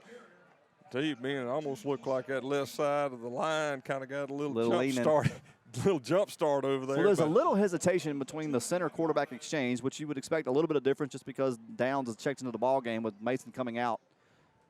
2 tight again for Sterlington I formation. There's a toss back to Tramel on his near side, bounces outside, and he walks into the end zone. Touchdown, Panthers. Nice blocking up front. Able to find that outside edge. I tell you something else, though, that might be a little bit of an advantage, though. Drew Huff is playing tonight, and I believe Drew probably, Downs probably plays with Huff. JV. Yeah, with the JV, so that helps a little bit for him to be comfortable in that position as well. That touchdown brought to you by the law offices of Street and Street, proud supporters of Panther football. Jacob Green on to attempt the David Bryant Realtor extra point. Panthers get set. Snap, hold, kick. And it is good. And with 3:42 remaining in this first half, Panthers 41, Richwood 0. Well, Ben, we kind of felt like this might be the situation. And I want to say this about the Rams. They only have about 40 on the roster, I think. Yeah. Maybe a little more than that. Coach Marcus Yanez I think he does a great job with the kids he has that plays. He's a tremendous coach. And one thing I would say, this time last year they were 0-4 and just couldn't win anything. They came into this game 3-4. Yeah. You hope he's got that thing going in the right direction. I think he's a fine coach and a fine man. Yeah, absolutely. You really pull for a guy like him. He's a high-character guy for sure. Yeah. Jacob Green on to kick away the David Bryant Realtor kickoff here in the second half. Or first half, I'm sorry. Jacob makes his approach. There's a kick, line drive, going to be taken at the 6-yard line. Trying to find some room on a return. He's going to be tackled at about the 27-yard line. And that's where Richwood will take over. 1st and 10. That was number 1, Antonio Taylor, with the return for Richwood.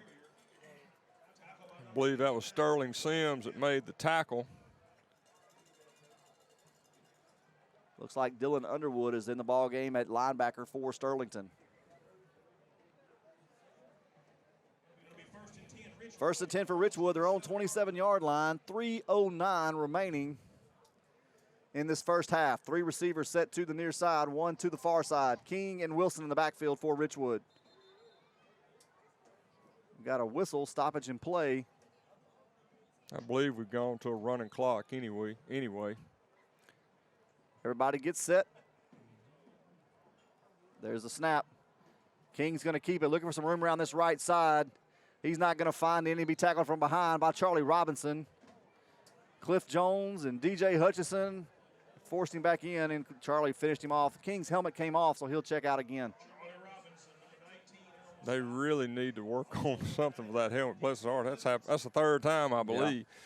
Yeah. But, boy, Charlie Robinson. And then you hate this. This is the starting quarterback he's coming back on, and, man, he's really struggling to walk out there. Yeah, I think he got rolled up early in the game. Yeah, and you can tell that young man is in pain. Richwood's going to go 3 receivers to the far side, 1 set here to the near side. Neighbors calls for it. Going to be a give straight ahead to Wilson. He's going to take it the other direction. And then he's going to be tackled at the 30-yard line after about a 3-yard gain. Jack Moore, he stutter stepped. Jack Moore was able to catch him as he went by. Wrestle him down to the ground. Looked like Jack Moore gave him the old froggy splash. He did. You remember that? The splash? The froggy splash there in WWF? Yeah. Or WWE now. It was WWF for I the think longest. it was Mid-South Wrestling. Now, that's older than me. I don't remember that one. I do remember it. We'll finish this conversation after that. Shotgun formation, 3 receivers to the far side, 1 set to the near side. King and Wilson in the backfield, 1:18 and counting on the clock. Panthers lead 41-0. King calls for it, Going to fake it. Now he goes and keeps it around that far side, looking for some room. He's going to have a Richwood first down. Going to fight his way all the way up to the 44-yard line. First down for Richwood. Nice fake by the quarterback to get around the end there. Picked up some good yardage on it. Got it down to the 44 of the Rams. They'll have it first down and 10. 56 seconds left in this first half. It was the splash in Mid-South Wrestling, I believe. Gotcha. I don't know if it was Kamala the Ugandan warrior or not, but I do remember the splash was there. If Danny Mejia listens to this playback, he'll correct us. Parker Miller is in the ball game for Dylan Underwood. I believe we're going to have a timeout, Richwood. That timeout brought to you by Sterlington Rehab. They'll take the timeout. We'll take it with them. We'll be right back with first half action. Meet Dave. Dave has a problem. He has way too much stuff and not enough room to store it. As Dave searches, he comes across Ashley Storage. They have great locations in Monroe and Sterlington, Louisiana. They have a wide variety of storage unit sizes available, and their prices are very reasonable. The best part about Ashley Storage is that Dave can reserve his storage unit online from his home, quick and easy. Give us a call or check out our website at ashleystorageofsterlington.com. I spend my nights under the stage lights, but after the applause, I'm back in my truck from my hometown dealer, Benoit Motors. The country roads of Louisiana are my soul, and Benoit Motors gets who I am and who we are. They are proud to be a dealership for the everyday American. Join me and become a member of their family. Benoit Motors. They're with you for all your life's big moments and all the miles in between. Panther fans, we're back. Panthers lead 41-0. Richwood has it first and 10 at their own 44-yard line with about 35 seconds on the clock. There's the snap. King drops back, play action pass, looking for a shot. Now going to roll out, looking to make a quick pass, falls incomplete. That's going to bring up second down and 10. Good pressure in the middle. Forcing him outside. Really nobody to throw to. Good coverage as well. Just threw that away. Fight to live for another day. 27 seconds left on the clock. The Rams are facing a second down and 10. The ball is on the 44-yard line. Their 44-yard line. Richwood looks over the sideline, gets their play call. 3 receivers to the far side, 1 set to the near side. King and Wilson in the backfield. There's a snap. King going to fake the little tunnel screen. Now throws it out, and it's batted away. Incomplete. I believe that was Charlie Robinson who knocked it down. You know, have to go back, pay a little homage to Big Cat Ernie Ladd, local legend in Mid-South Wrestling. You really missed out on a good era. That stuff they watch now, Glitz and Glam, I don't Glam, watch it now. that is horrible. I hadn't watched it in about you go 20 down years. there, that Monroe Civic Center had that nasty light blue mat they get on and wrestle, and the same old lady that she had like a 2x4, and she'd yell at them all that came through. I mean, it was great. Hacksaw Jim Duggan, awesome. Shotgun formation, 1 receiver to the near side, 3 to the far. Wilson goes in motion to the far side, and he is hit in the backfield and thrown down. Is that Looked Chase like Mitchell? Chase Mitchell came up and made that stop. I think they'll just let the clock run out here. It's a 4th down. Of course, the Rams go ahead and let this run out. This half will end 41-0. Panthers in the lead. Looks like that'll be the end of the first half. Panthers lead 41-0. That's going to be the end of the first half. We'll take the break. Be back in just a little while with the Gallagher Insurance halftime show. When the world is uncertain, having a focus can make everything clear. At Gallagher, our focus is community. Gallagher's purpose is to help you move forward with confidence by managing your risk, by helping you foster a healthy, thriving workforce. So whether your doors never closed or you're looking to return and rebuild, our focus remains where it's always been, on you and your community. Because that's what it means to build confidence together. All right, we're going to kick it down to Chris, who's got Coach Doty. He's working his way to Coach Doty, I believe. All right, there he is. Coach Doty come out a little bit sluggish there in the first half, but got it going there in the, late in the first quarter. It's homecoming week. I know it's a lot of distractions on your kids this week. Yeah, I mean, but our kids came out, we wanted to play. We talked all week about starting fast and finishing strong, and, proud of our kids, came out and got after them. I know in the second half you probably get a lot of kids in the game in the second half. Absolutely. There'll be a lot of young kids playing in the second half, and they deserve a chance to play too. Good luck in the second half. Thank you. Meet Dave. Dave has a problem. He has way too much stuff and not enough room to store it. As Dave searches, he comes across Ashley Storage. They have great locations in Monroe and Sterlington, Louisiana. They have a wide variety of storage unit sizes available, and their prices are very reasonable. The best part about Ashley Storage is that Dave can reserve his storage unit online from his home, quick and easy. Give us a call or check out our website at ashleystorageofsterlington.com. I spend my nights under the stage lights, but after the applause, I'm back in my truck from my hometown dealer, Benoit Motors. The country roads of Louisiana are my soul, and Benoit Motors gets who I am and who we are. They are proud to be a dealership for the everyday American. Join me and become a member of their family. Benoit Motors. They're with you for all your life's big moments and all the miles in between. CommuniHealth Services in Bastrop provides quality medical, dental, and behavioral healthcare services for patients of all ages. Our goal is to make a difference by providing superior healthcare services and exceed patient expectations by doing the right thing every day to improve lives in our community. If you're ready for our team to care for you, visit communihealth.org today.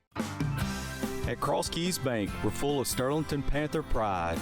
We're also proud to offer free key checking for individuals and businesses. Free key checking has no minimum balance requirement, and you'll never have to worry about bank fees again. I'm Lee Riordan, Sterlington Market Manager. I invite you to stop by our branch soon to open a free key checking account.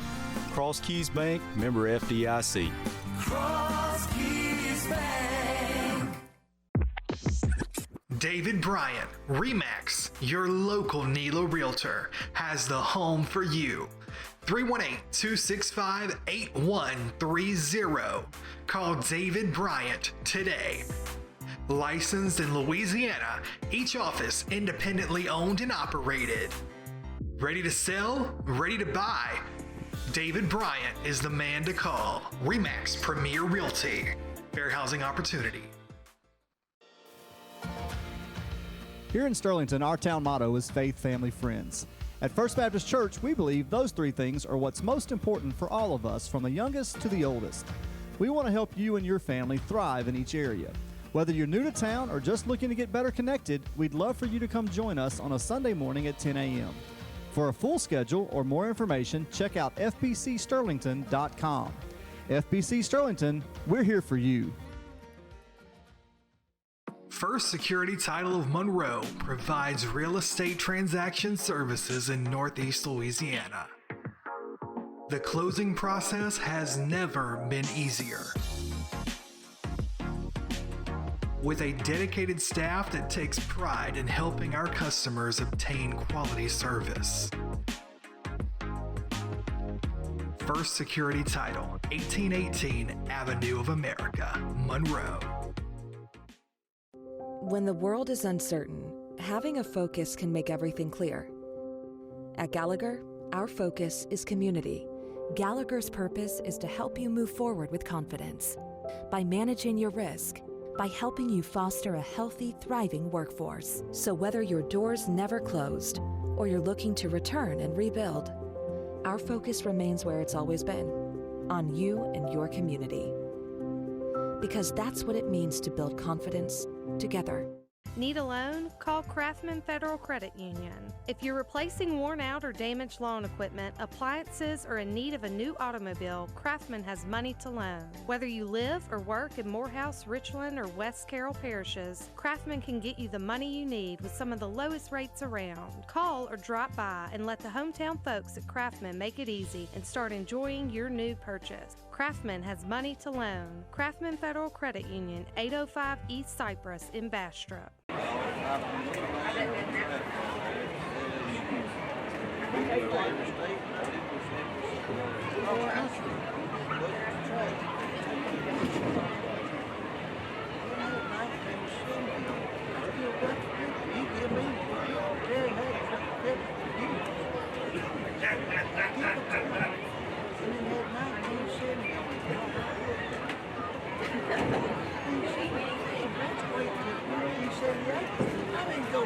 At this time, we ask you to direct your attention to the center of the field for the presentation of the 2021 Sterlington High School Homecoming Court. Our first freshman maid is Miss Macy Frost. She is the daughter of Katie Frost and Jonathan Frost. Macy is a member of the Lady Panthers softball team, where she plays in the outfield. Macy attends Christ Church in West Monroe and First Baptist Church in Sterlington. When Macy was 6 years old, she wanted to be a softball coach so she could continue to be around the sport she loves. 3 things Macy would like to accomplish this year are to have good grades, stay strong in her faith, and keep important people in my life close to her. Macy is being escorted tonight by her father, Mr. Jonathan Frost. Ladies and gentlemen, freshman maid, Miss Macy Frost.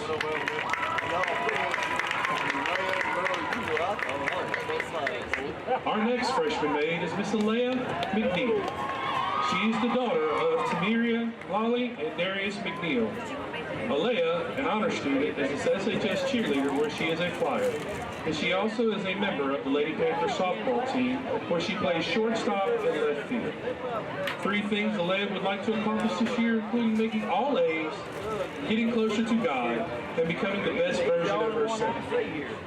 Alea is being escorted tonight by her father, Mr. Darius McNeil. Ladies and gentlemen, freshman maid, Miss Alea McNeil.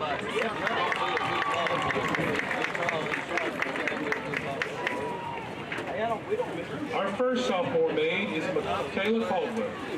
She is the daughter of Mickey Caldwell and Michelle Brown Wilson.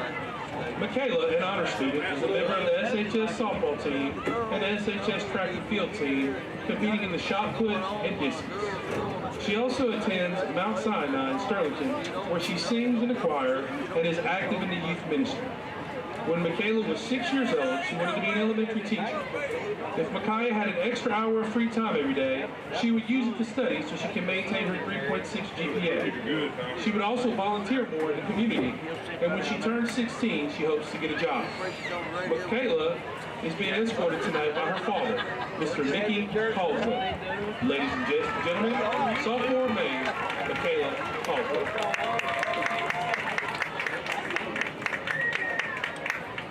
Our next sophomore maid is Miss Allie Johnson. She is the daughter of Ryan and Natalie Johnson. Allie, an honor student, is an SHS cheerleader and a member of the Bay Club and the SHS tennis team, where she plays both singles and doubles. When Allie was 6 years old, she wanted to be many things: a singer, an actress, and a veterinarian. Now she's not quite sure. If Allie could have an extra hour of free time every day, she would spend it with her family and friends. Allie is being escorted tonight by her father, Mr. Ryan Johnson. Ladies and gentlemen, sophomore maid, Miss Allie Johnson.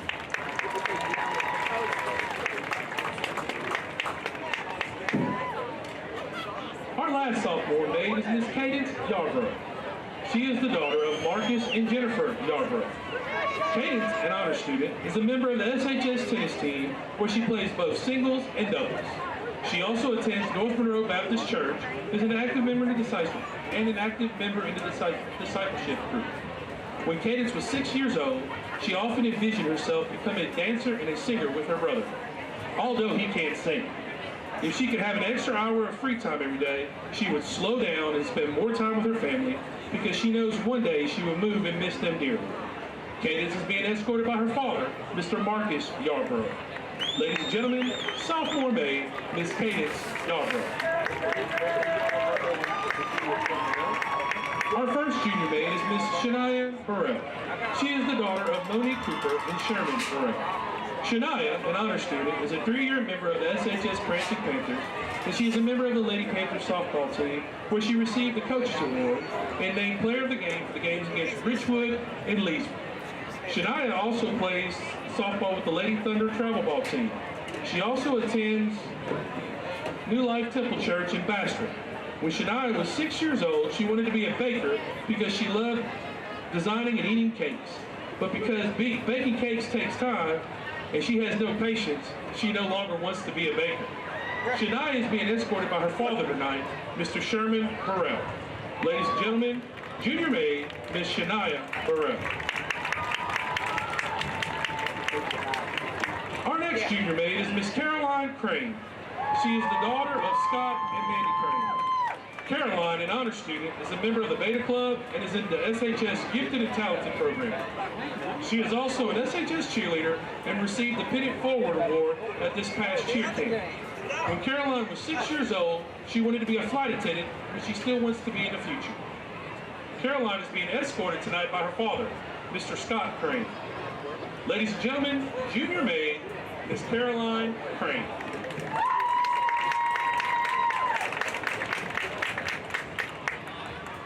Our last junior maid is Miss Jillian Ferguson. She is the daughter of Aaron Ferguson and Scott Ferguson. Jillian is an honor student and a member of the Beta Club. She is also a member of the Bryant Panthers. Jillian attends Gateway Church and enjoys working in the nursery. When Jillian was 6 years old, she wanted to be a professional chef specializing in all things pasta. 3 things Jillian would like to accomplish this year is to get more sleep, finally decide on a college, and spend more time with Aishana before she leaves SHS. Jillian is being escorted by her father, Mr. Scott Ferguson. Ladies and gentlemen, junior maid is Jillian Ferguson.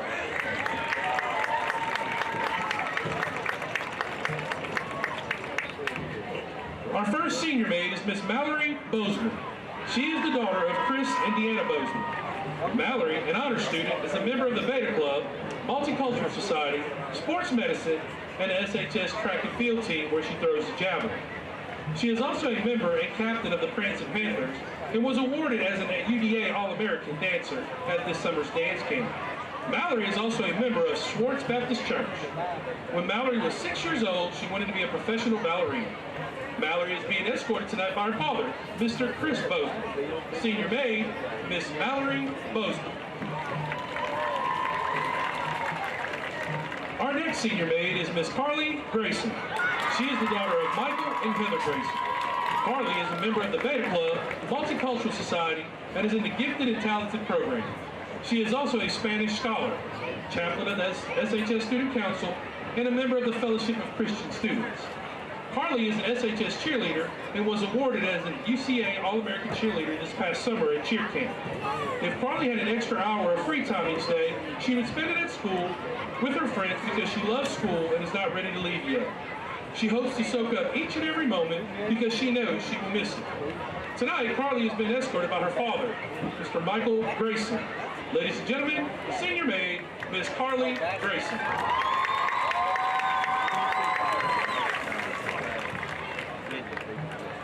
Our next senior maid is Miss J.C. Hobbs.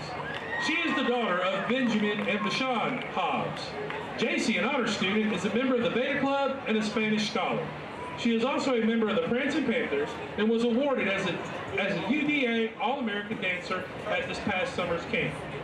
J.C. is a member of the Kappa Alpha Cinderella Guidance Clinic and is active in her church's choir and praise dance team. 3 things J.C. would like to accomplish this year are scoring a 30 on her ACT, securing a full academic scholarship to Southern University, and acquiring enough dual enrollment courses so she may start her college career as a sophomore. J.C. is being escorted tonight by her father, Mr. Benjamin Hobbs. Ladies and gentlemen, Miss Senior Maid is J.C. Hobbs. Our last senior maid is Miss Aishana Madison. She is the daughter of Herman and Julie Madison. Aishana is a member of the Beta Club, Multicultural Society, SHS Student Council, where she is a secretary, the SHS Sports Medicine team, a Spanish scholar, and is in the Gifted and Talented program at SHS. Aishana is also a member of the Bryant Panthers and was awarded as a UDA All-American dancer this past summer at dance camp. She is also a member of the Les Martinique Debutantes. 3 things Aishana would like to accomplish this year are spending more quality time with family and friends, ending the school year with academic confidence, and lastly, getting that bread because she can never have enough money. Aishana is being escorted tonight by her father, Mr. Herman Madison. Ladies and gentlemen, senior maid, Miss Aishana Madison. Now we would like to introduce to you Miss Lisa Jones, who is a senior. Our football team has voted her as Sterlington High School football sweetheart. She is the daughter of Todd Jones and the late Penny Jones. Lisa is on the SHS sports medicine team, which she absolutely enjoys, and is on the SHS field and track team, where she is a sprint runner.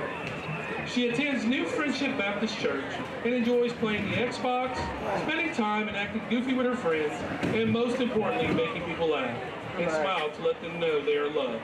When Lisa was 6 years old, she wanted to be a Disney princess. 3 things Lisa would like to accomplish this year are to finally graduate, to continue to make her mama proud, and to make big bucks. Lisa is being escorted tonight by Coach Addison Sanders. Ladies and gentlemen, your football sweetheart, Ms. Lisa Jones. At this time, Mr. Thompson will present a football to our football sweetheart, Ms. Lisa Jones.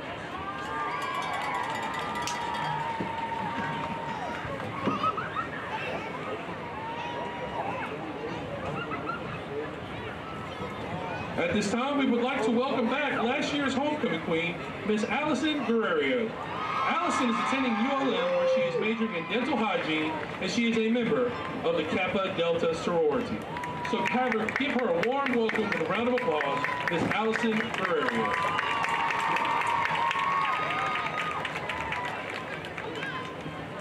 And now, the time we've been awaiting for. This year's homecoming maid of honor is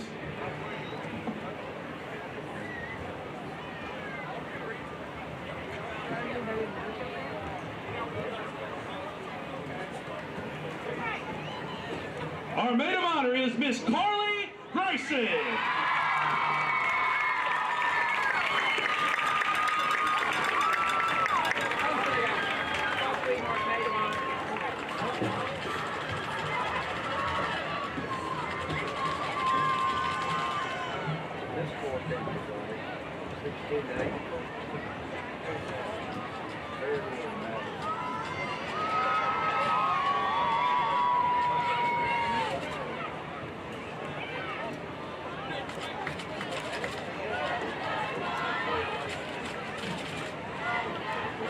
Ladies and gentlemen, I would like to introduce to you again our SHS Maid of Honor, Miss Carly Grayson.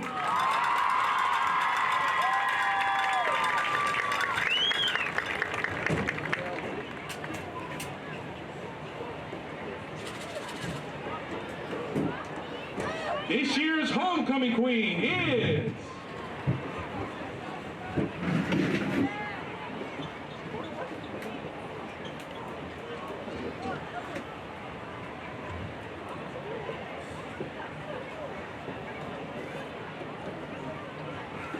Miss Aishana Madison.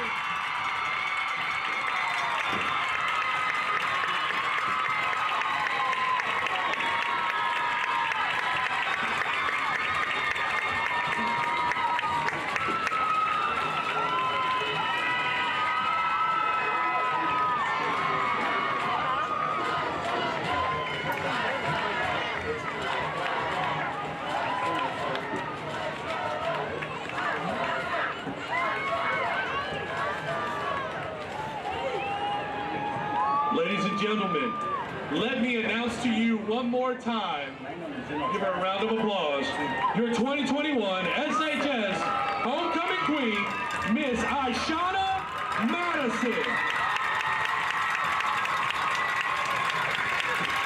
At this time, Mr. John Reisinger, president of the Quarterback Club, will present flowers to our football sweetheart, Maid of Honor, and Queen.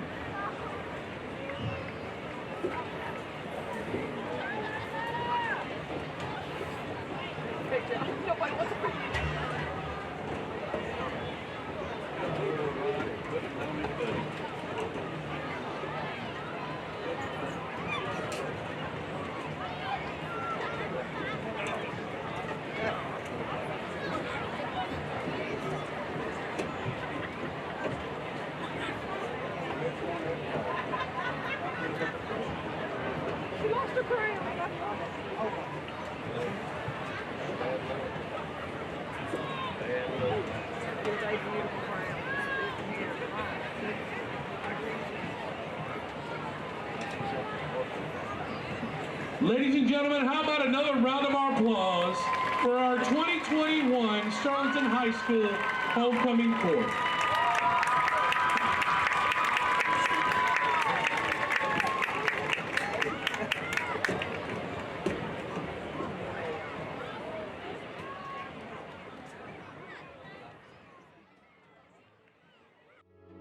We are Marion State Bank.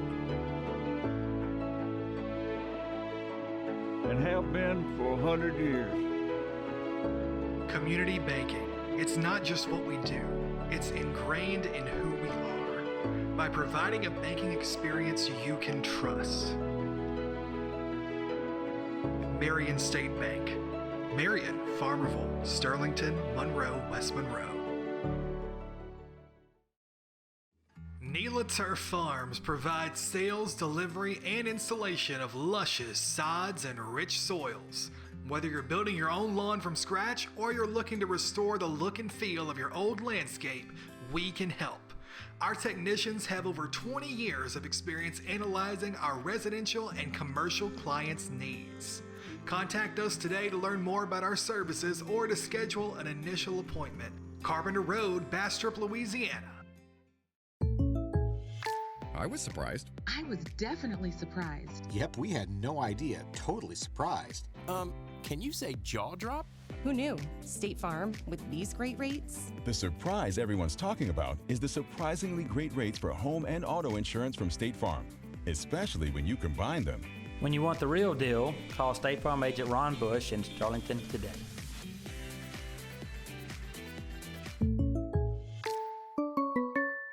Hello, I'm Ross Downs of the Downs Law Firm. We're a personal injury law firm that handles cases involving 18-wheeler crashes, automobile wrecks, pedestrian accidents, as well as slip, trip, and fall. We're with our clients every step of the way. We advise them through issues surrounding the liability issues of a wreck or a personal injury.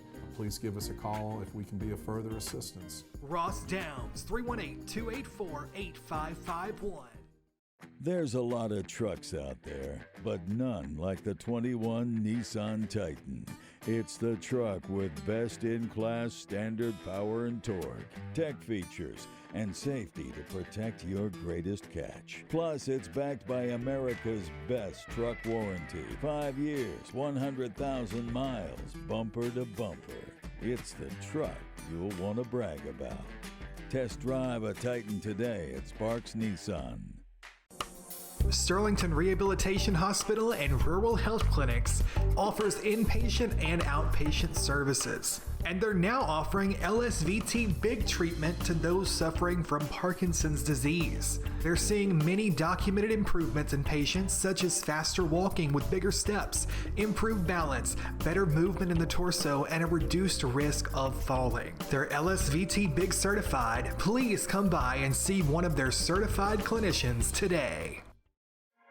The law offices of Street and Street, fighting for the injured in Louisiana. When you hire us, you get us. Our clients are represented by one of our seasoned attorneys with over 65 years of experience handling cases in Louisiana.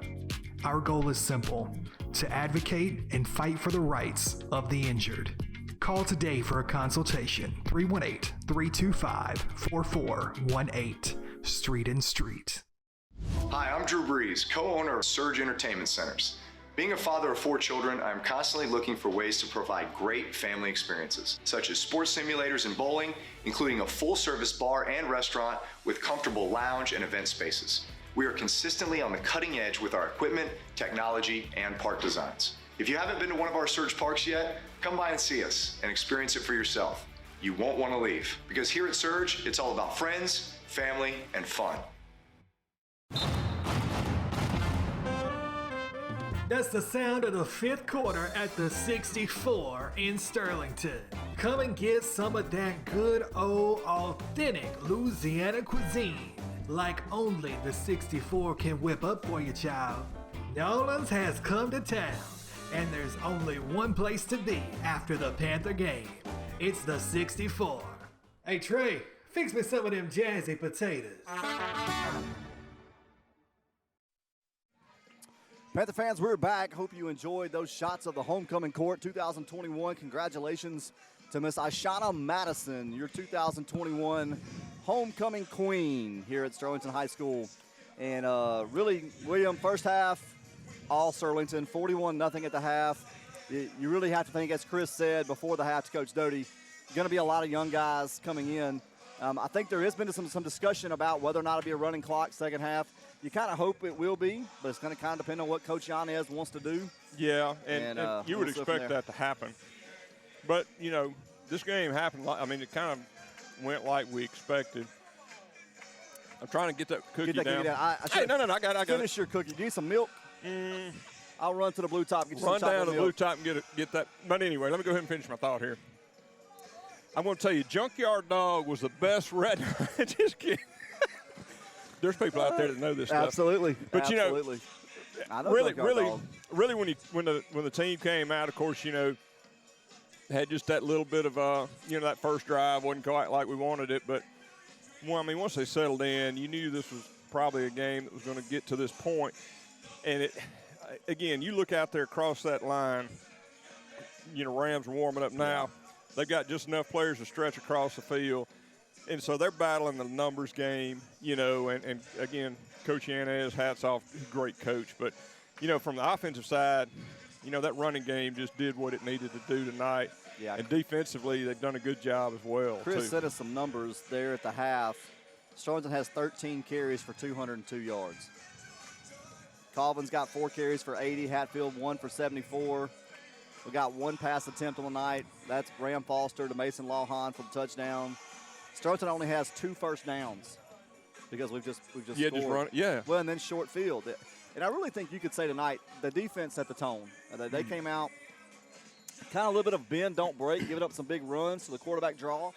But once they settled in on that, it's been a lot of negative plays for Richwood. It really has. And going back to that offense for Sterlington, it almost seems like it's more yards than that. Yeah, you know, you almost feel like it is. And yeah, Richwood did rip off some big plays, but as you said, they're also battling those losses. Then that's on that defense front. We called Charlie Robinson's name quite a bit tonight. And in addition to that, you know, you mentioned Kellen Hall. I mean, we've seen Kellen in action as well. Of course, you have your normal guys, you know, Jackson King, you know, Chase Mitchell getting in those sacks, you know, but it's, again, I think you go back to really game planning. I mean, our coaching staff does a good job of getting these kids prepared for what they see on defense, and then they know what they're going to see on defense from the other team with our offense. It's just clicking right now. Absolutely.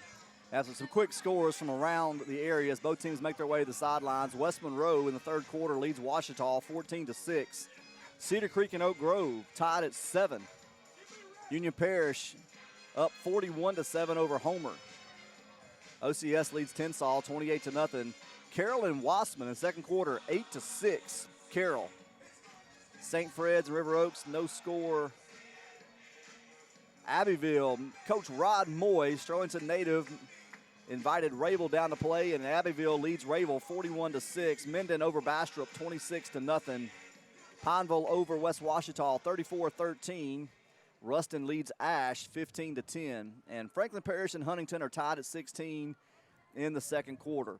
General Trask and Mangum, get this one, William. 40-32 General Trask in the second quarter. Wow. Unbelievable. Does that qualify as a track meet? That is a track meet. Well, Panther fans, we are set to begin this third quarter, brought to you by Cross Keys Bank. Panthers won the toss and had deferred to the second half, so they'll receive the opening half kickoff, and Richwood will get set to kick it away. There's the kick, kind of a squibbler down the middle, fielded by Cole Thompson on this near sideline, looking for a little bit of room. And he's going to cut back against the grain, still hopping, and going to go out of bounds at about the 46-yard line. And it looks like they're going to use the running clock for the rest of the game.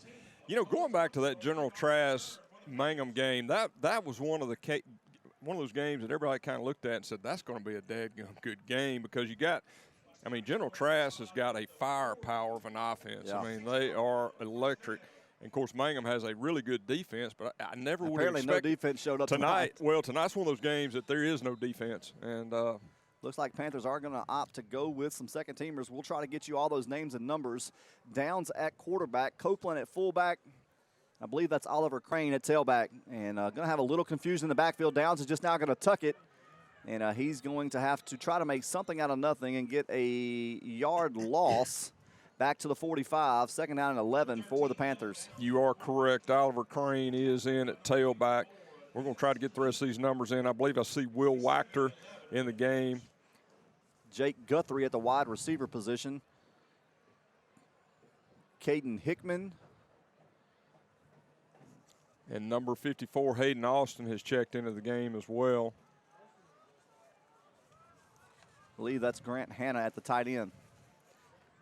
Downs gets him set, too tight, I formation, give straight ahead to Copeland. He gets to maybe the 46, and that'll bring up a third down and 10.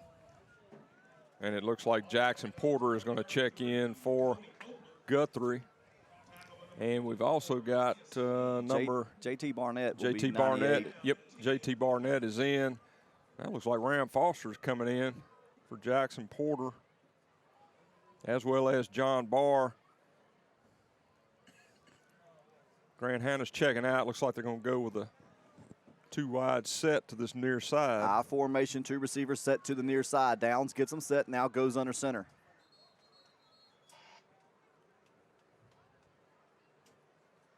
Going to be timeout Sterlington. That timeout brought to you by Sterlington Rehab. They'll take the break. We'll take it with them. We'll be right back. Panthers lead 41-0. At Cross Keys Bank, we're full of Sterlington Panther pride. We're also proud to offer free key checking for individuals and businesses. Free key checking has no minimum balance requirement, and you'll never have to worry about bank fees again. I'm Lee Riordan, Sterlington Market Manager.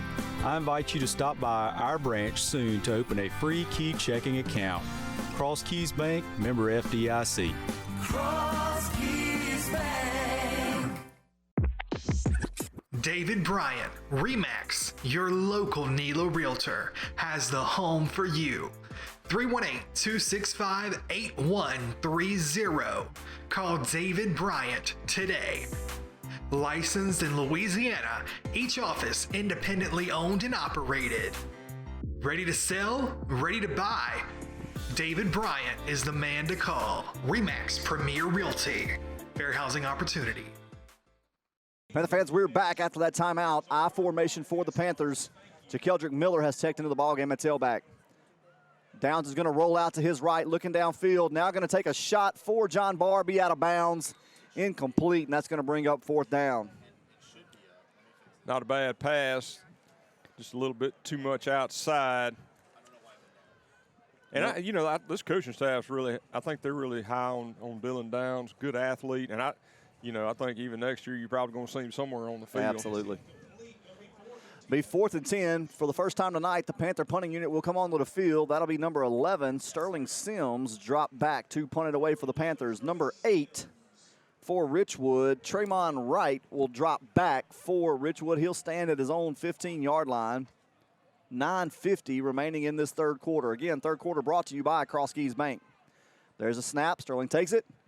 Be a nice knuckleball of a kick. Going to come down at the 25, take a Panther bounce. And then going to be downed at the 16-yard line, 15-yard line. And that'll bring 1st and 10 for Richwood at their own 16.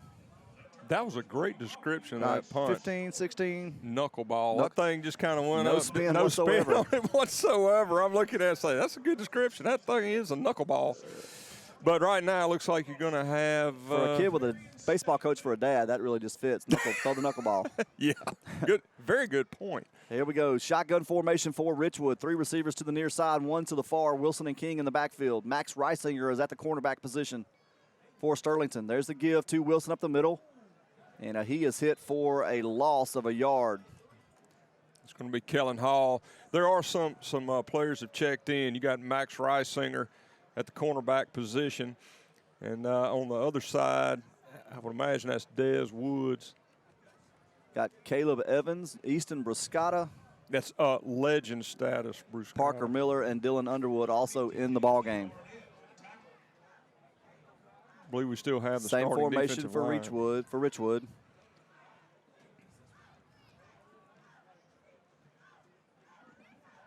There's the snap. Be a give to Wilson, trying to find some room. He's not going to find any again. He's tackled at the 15-yard line. I believe that's Jackson King. It's going to set up a 3rd down. Javarius Himes will check into the ball game for Kellen Hall. Gave him a little bit of a gain on that carry. It's going to be 3rd down and 11. Rams have it at their own 15-yard line. 3rd down, 11. 3 receivers set to the near side. 1 out to the far side. King gets him set, now calls for it. There's the snap. Going to be a keeper by the quarterback, and he is going to be cut down. I believe he fumbled the I ball. believe he fumbled the ball. Panthers are going to take over on an Ashley Storage turnover. Panthers will have it 1st and goal at their own, or at the Richwood 6-yard line, and they're already set up in the Ron D. Bush red zone. Yeah, it looked like that entire defensive front made it through. That was going to be that quarterback keeper again, William, and looks like the coaching staff kind of figured that one out at halftime. Yeah, I think they did. I would say they did. Not only did they get it for a loss, they got the ball on a turnover. But, yeah, that pretty much the defensive line was in his face before he could do much with it. Looks like JaKeldrick Miller is in at the tailback position. We have my man, Cody Copeland, at fullback. 2 tights for Sterlington, overload to the right side, 1 receiver to the near side. There's a give straight ahead to Copeland. He gets to just almost the 5-yard line, about the 1 yard, about a 1 yard. They're going to call it no gains, 6 I was yards. trying to give him at least half a foot. Well, Jackson Porter's in the game. I see Cody at church, and I like the Cody Copeland. Just sort of rolls off your tongue, you know. Same formation for the Panthers, downs under center. There's a snap, toss back to JaKeldrick over this near side. He bounces outside, stiffs arms a man, still spinning. He's going to get back to the 5, and that's it. Just couldn't get around the edge on that play at all. Looked like Tremont Crane is taken back into the ball game. Tremont Wright did a good job of keeping him from getting around that edge. There was 1 yard on that carry. Going to set up a 3rd down and goal from the 5. 3rd down and goal from the 5. 2 tight end overloaded to the near side. Copeland and Crane behind Downs. Downs is going to fake it to the fullback, put his foot in the ground, dive for the goal line. He's going to get to the 1 yard line, be a 4-yard gain, but that'll bring up 4th down and goal from the 1. That's a good decision on Downs' part.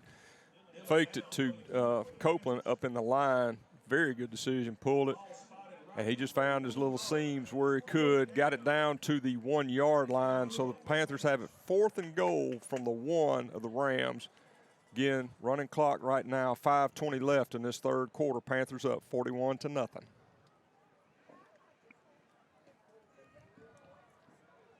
I formation again for the Panthers, 4th and goal. They will go for it. Everybody set. There's a give. And Cody Copeland fumbles the football. No, they're going to say touchdown, Panthers. I think, yeah, he got across the line before it came out. Cody Copeland stretched out, got the ball across the line. Congratulations, Cody Copeland. I pick at him all the time. Great run by that young man. He's got a bright future here with the Panthers. And what was that? That was a touchdown brought to you by the law offices of Street and Street. Looks like we'll have number 1, Braden Rafferty, on to attempt the David Bryant Realtor extra point. Everybody gets set.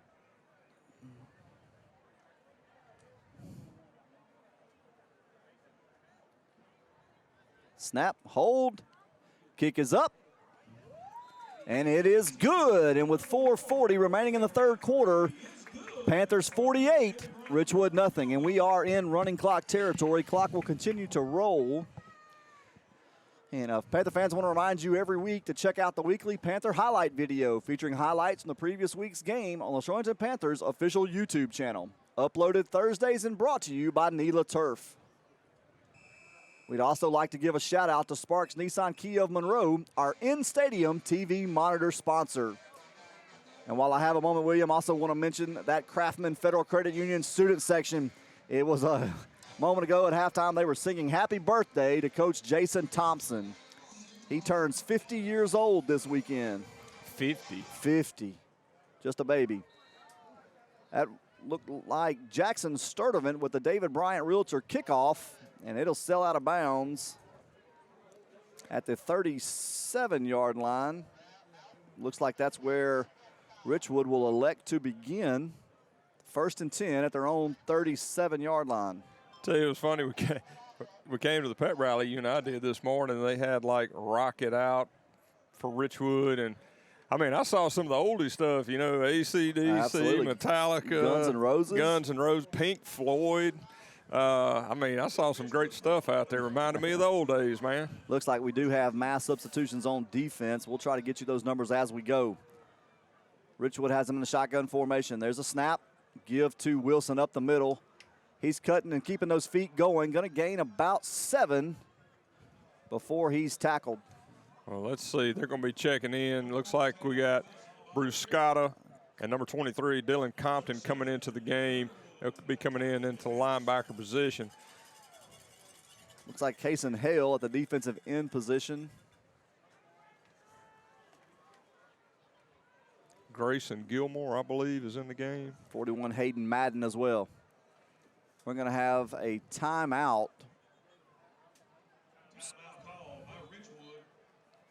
Looks like number 36, Tanner Brown, is checking into the game, too. Timeout Sterlington. This timeout brought to you by Sterlington Rehab.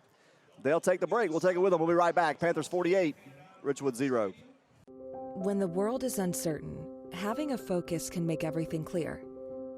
At Gallagher, our focus is community.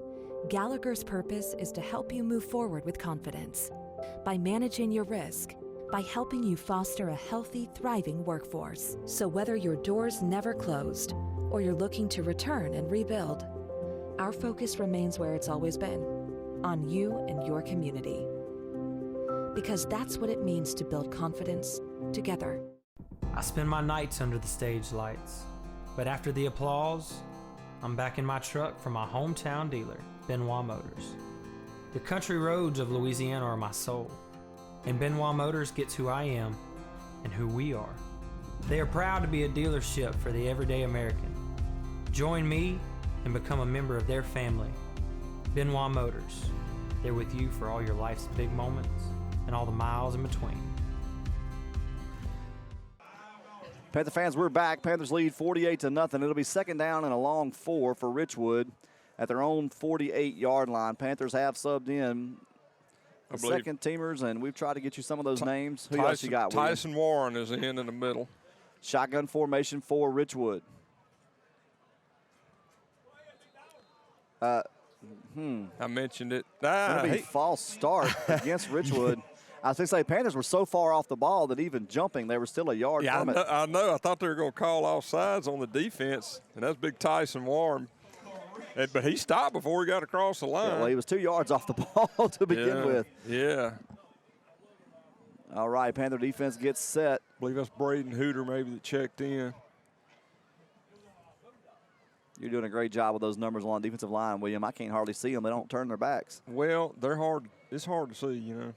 Of course, it's kind of like saying Old Testament names. Just say it with confidence and hope for the best. Good point. Shotgun formation for Richwood. King calls for it. He drops back, looking downfield. Good coverage by the Panthers. King's now going to roll, trying to throw an out, and it's dropped incomplete. Let's say that was great coverage back, you know, on the back end by that secondary. You got a lot of second-team players out there now. You got a few third-string out there, but good job of them covering downfield.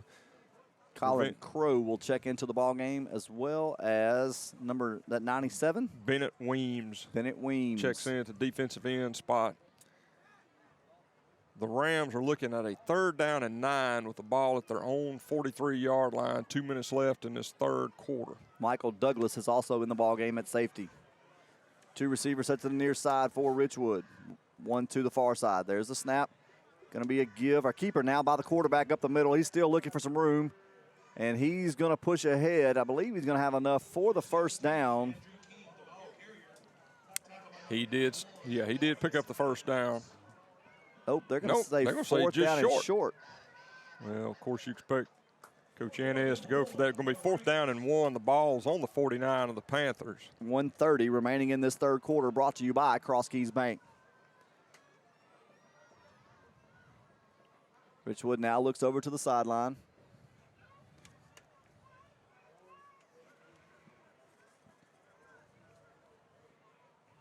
Makes the change.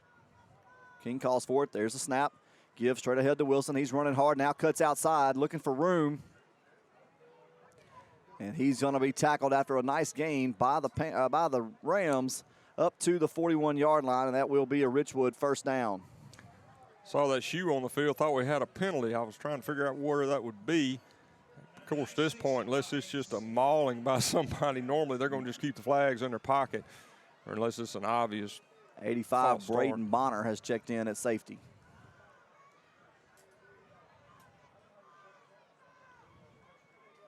Parker Miller is also out. Looks like he's in that outside linebacker position, probably that strong, or that Sam Is that position. number 36, Tanner Brown, at the other linebacker? Yes. 3 receivers to the far side, 1 to the near for Richwood. King calls forward. Now he rolls to his right, going to look to run. He's trying to find a lane. He'll find one and pick up about 6. And that'll bring up 2nd down and 4. King a little slow to get up. Yeah, Parker Miller did a nice job of playing off that block. Looks like Hayden and making the tackle. Hayden Franklin has just checked into the game along with Gavin Evans. Looks like number 49 has come into the game as well. That's going to be Preston Gardner. That's going to be the end of the third quarter. Panthers 48, Richwood 0. We'll be right back with fourth quarter action. We are Marion State Bank. And have been for 100 years. Community banking. It's not just what we do, it's ingrained in who we are. By providing a banking experience you can trust. Marion State Bank. Marion, Farmerville, Sterlington, Monroe, West Monroe. Sterlington Rehabilitation Hospital and Rural Health Clinics offers inpatient and outpatient services. And they're now offering LSVT big treatment to those suffering from Parkinson's disease. They're seeing many documented improvements in patients, such as faster walking with bigger steps, improved balance, better movement in the torso, and a reduced risk of falling. They're LSVT big certified. Please come by and see one of their certified clinicians today. Panther fans, we're back with fourth quarter action brought to you by Marion State Bank. Looks like number 80 for the Panthers. Believe that's Dalton Moody has checked into the ball game. Going to be a give to Wilson for the Rams. He's looking for some room, still hopping around. He'll be met at the 34, be a 1-yard gain. And we'll bring up 3rd down. Looked like Preston Gardner made the tackle. I believe number 41, Hayden Madden, made the initial contact, and Preston cleaned it up. Sets up a 3rd down and 3. The ball is on the 34-yard line of the Panthers. Shotgun formation, Wilson to the left of King in the backfield. 1 receiver to the near side, 2 to the far. There's the snap. Give straight ahead to Wilson, looking for some room. He'll have the Richwood first down and push up to the 24-yard line, be a 10-yard gain. Following up on some scores from earlier, Cedar Creek now leads Oak Grove 13-7. Wow, didn't see that coming. When is that, the 3rd quarter? That is in the 3rd quarter. Wow. Yeah, I may have to eat some crow on that one. I didn't see that one being that close. I just felt like that defense at Oak Grove would hold them. Shotgun formation again for Richwood. There's the snap. Going to be another sweep to the number 4, Wilson. He's looking for room. He's got a lane. He's going to push up to the 15. Be close to the first down, maybe about a half-yard short, and that'll bring up 2nd down and short. On that tackle, I believe that was Dylan Compton on that tackle. The Baby Bayou Classic. Carroll leads Wassman 14-12 in the 3rd quarter. That game, those are always close games. They are. I don't care what the records are; they are close. Rams have it 2nd down and 1 at the 15 of the Panthers. King calls for it after getting them set. There's the snap. Going to be a give around this near side, looking for some room. He stops, and then he's going to be tackled at the 10-yard line. That's another Richwood 1st down. Number 35 on that tackle, Gavin Evans. But that does put them in business at the 11 of the Panthers. Be another 1st down and 10, 9:23, 9:20 left in this ball game. Panthers do still lead 48-0. Shotgun formation again. 1 receiver to the near side, 2 to the far side. Now bring a man over in motion to the near side. There's the snap. Going to be a QB follow. He's at the 10, the 5, going to get to about the 5-yard line, be forced out of bounds. I believe that was, I think it was Madden and Gardner. 49, is that Preston Gardner? That's Preston Gardner, so that was really a combination, I believe, of Madden and Gardner making that stop. So the ball made it up to the 5-yard line. That's going to give them a 2nd down and 4. They can make a 1st down on the 1. 2nd down, Richwood looks to their sideline, gets the call. Still got 13 seconds on the play clock. 1 receiver to the near side, 2 to the far side. King calls for it. Going to give it to Wilson. The ball is out on the ground, and Richwood's going to be able to fall back on it, but that's going to be about a 3-yard loss. Javarius Himes was had in a there. Chance. Javarius Himes had a chance to get the ball, but he made a good play. He got back there, broke that up.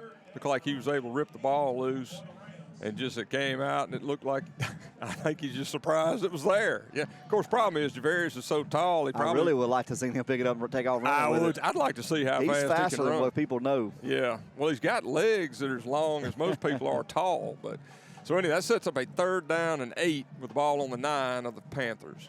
Shotgun formation for Richwood. King calls for it. Looking to make a quick pass is King. He's going to knock one man down. Now still looking, trying to get down the sideline. He makes another Panther miss, and he's going to get, the helmet's going to come off. He's going to be tackled at the 6. He'll have to check out. That's going to bring up a 4th down and about 5 at the 6-yard line. Looked like Houdini on that sideline. Preston Gardner looked like he had a chance at him, but he cut it back inside. Hayden Franklin was making his way down the field from that interior defensive line position and was able to make the tackle along with a host of other Panthers. So that's going to set up a 4th down and 7. Well, it's 4th down and 6, excuse me, from the 7. They can get a 1st down inside the 1. And that clock's running. 6:55 left in this ball game. Panthers up 48-0. Neighbors checks into the ball game for King. Shotgun formation. Now number 1 comes in motion. Going to be a quick speed sweep to number 1. He's looking for the corner. Going to find it, and he's into the end zone for the Richwood touchdown. Not a bad job. The Panthers had people there to stretch it out.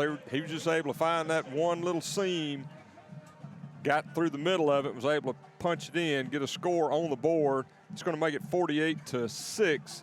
Expect the Rams to go for a 2-point conversion here. And you really feel for the neighbor's kid. He has gutted it out every time 17 King's helmet has come off. That young man is hobbled. He is. And the thing about it, when he comes in, the defense knows it's going to be a handoff. Yeah. He can't throw. He can't roll out. So it's going to be whoever he hands it to. Richwood will go for 2. QB looks to make a quick pass, and it is to number 1, Antonio Taylor, for a 2-point conversion. It's good, and with 6:27 remaining in the 4th quarter, Panthers 48, Richwood 8. Hey, Panther fans, want to remind you, you've got plenty of time tonight to head to the 64 in Sterlington, our 5th quarter sponsor for authentic Louisiana cuisine following tonight's game. And, folks, if you make that journey over there, let me just tell you, the Jazzy Nachos are a must. Homemade flour tortilla chips. They fry when you order it, covered in shrimp and Dewey sausage and queso, grilled onions. I'm going to have to go myself, will you? Man, you got my stomach churning already. But I'm going to tell you, I have gotten – look, I usually get in a rut, and I order the same thing every time. That menu is so good, folks. I mean, I've ordered like 4 different dishes the last few times I've gone. Everything I have gotten is excellent. I mean, excellent. Trey and his crew do a great job at 64. They do. And look, my wife is, she likes it as well. She gets in ruts, so she's trying different things, and I just promise you, you can't go wrong on anything on that menu. Go to 64, great place to eat. All right, Richwood will get set to kick it away. Line drive, knuckleball kick, fielded cleanly. Trying to see who that is. I believe that's Travis Adams, isn't it? Travis Adams, nice job, a little dancing around. He faked out the ghost man and cut it up in the middle, made a nice gain. Man, he had some moves like his dad had on the dance floor back in high school. Hey, Panther fans, while we have a second, I want to tell you about tomorrow here at Panther Field. The SHS Band will be hosting a marching band competition, and it begins at 3 o'clock. And it'll be some great bands. I can't remember. I want to say it's about 12 bands. West Monroe, Parkway, and a host of others will be here. Mr. Mejia does a great job with that contest. And so if you got some time tomorrow, it'd be worth your time to come out and be a part of that.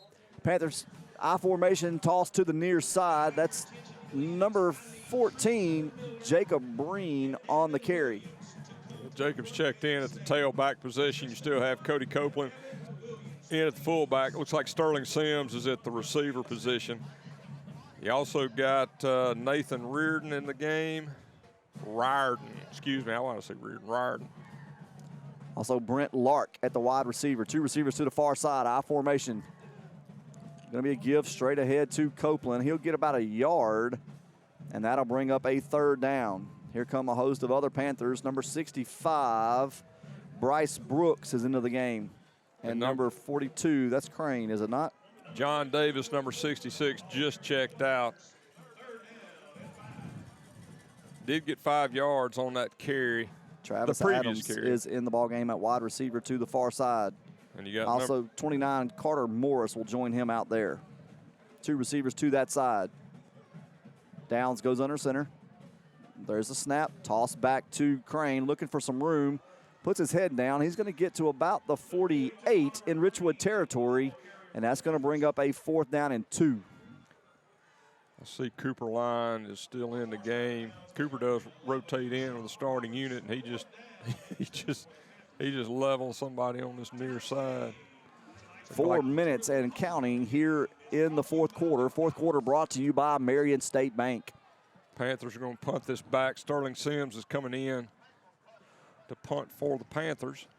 West Monroe Washita tied at 21 in the fourth quarter. Wow. Washita is the comeback scare you to death kids this year. They are. You just keep waiting on them to get over the hump. They have taken everybody to the wire. I listened to the end of that game last week.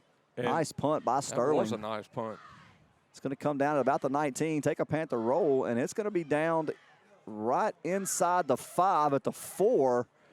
And that's how you execute the punt right there in coverage for the Panthers. Yeah, Sterling did a heck of a job. But going back, I listened to the end of that Ruston Washita game last week, and I'll tell you what, I don't, I'm kind of neutral in 5A. I was rooting for those guys. I mean, really, Washita has struggled for the last few years. Absolutely. And to take Ruston, who was a 5A top 10 team, to the wire was unbelievable. Now doing this with West Monroe, I believe Todd Garvin may have something going over there. And I tell you what, if Garvin can end the West Monroe 100 wins in a row district streak, you talk about a boost for that program. It will be a huge boost. Huge boost for them. Shotgun formation, give to Wilson. Looking for some room now, bounces up the side, up the middle. Going to force his way upfield. Going to be close to the first down. I believe they're going to say a Richwood first down at the 14-yard line. Couldn't tell who made that tackle. Looked like it might have been a Siobhan Smith. He's a freshman defensive tackle that's checked in. Looked like Preston Gardner is coming out. I believe that's number 46 that's checked back in. That's going to be Colton Yeldell.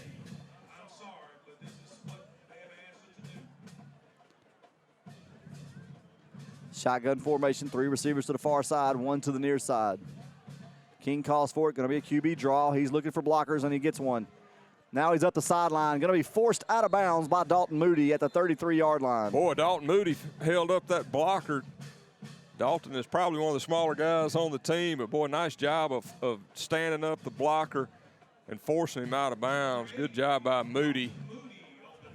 So that's going to be a first down for the Rams. The ball is on the 33-yard line, their 33-yard line. We're just about to cross the 2-minute mark in the fourth quarter.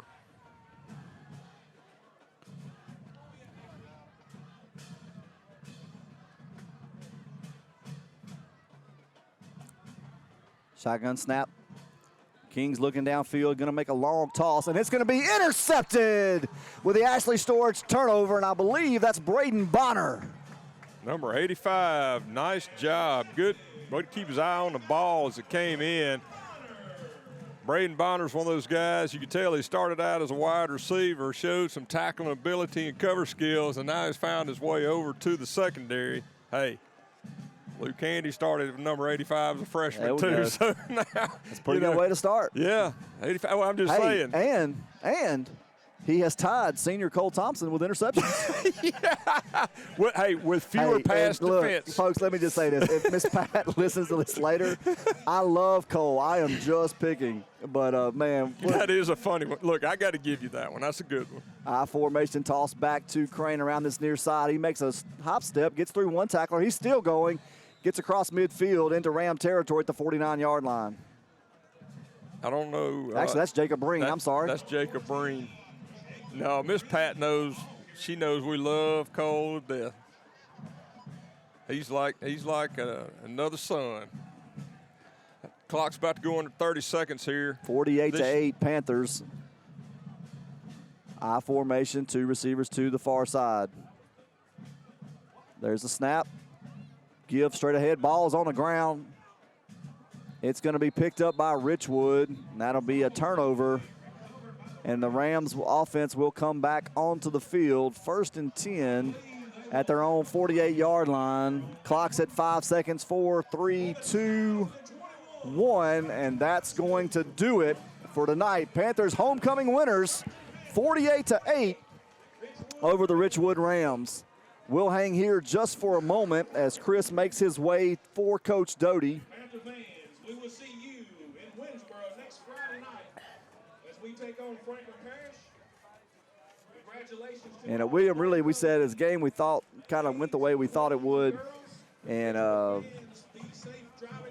second half, able to play a lot of young players, get them in, execute offensively and defensively, and take care of business. It's kind of one of those games that you sort of said it. It's one of those games where you just have to kind of take care of business, and you want to play it, make sure you don't have anybody hurt. Yeah. And get out. And that's not a slight on the Richwood Rams at all. Again, I've made no secret of it. I'm a big fan of Coach Marcus Yanez. He's got a great football mind. He's working as hard as he can.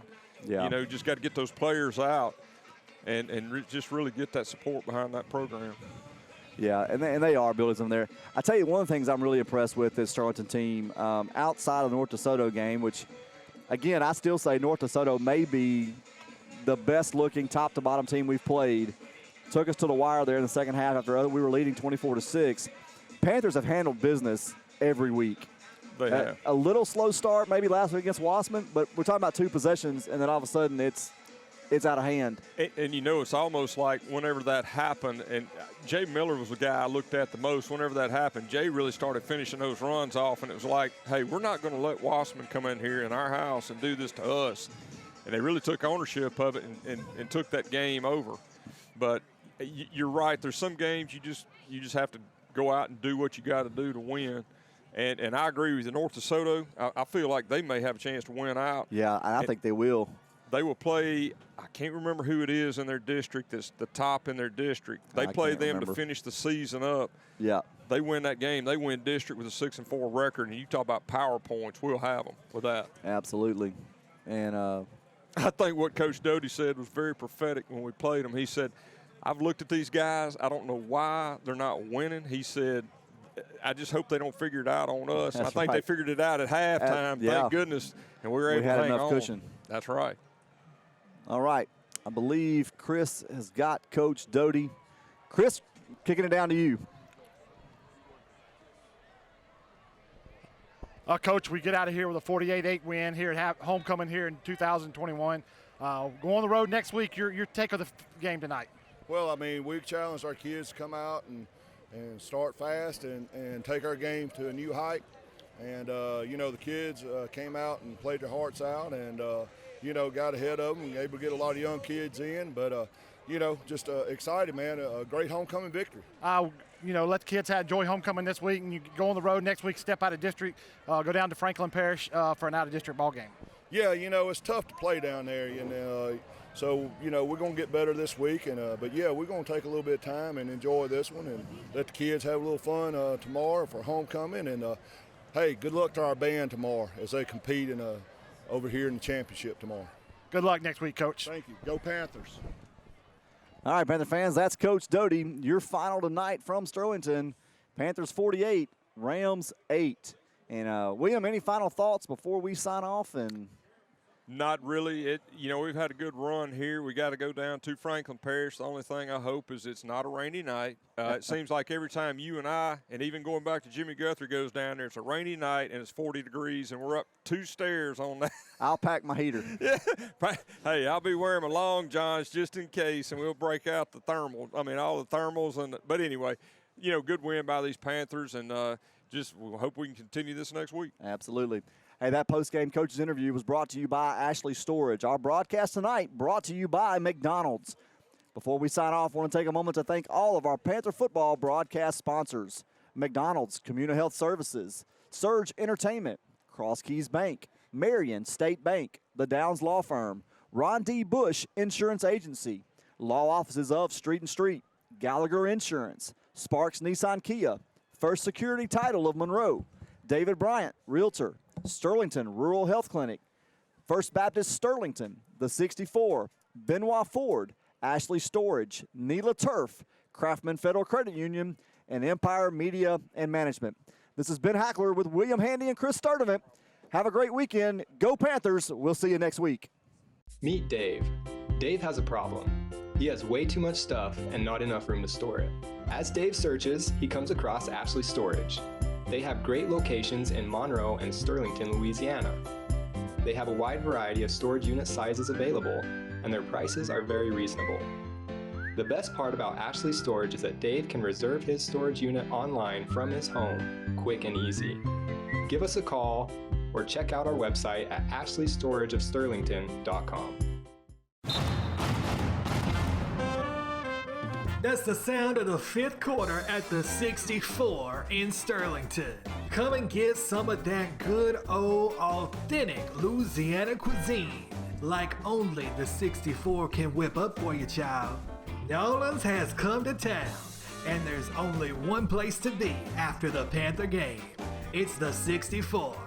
Hey Trey, fix me some of them jazzy potatoes. This broadcast is copyrighted by Empire Media and Management. Any unauthorized reproduction is strictly prohibited.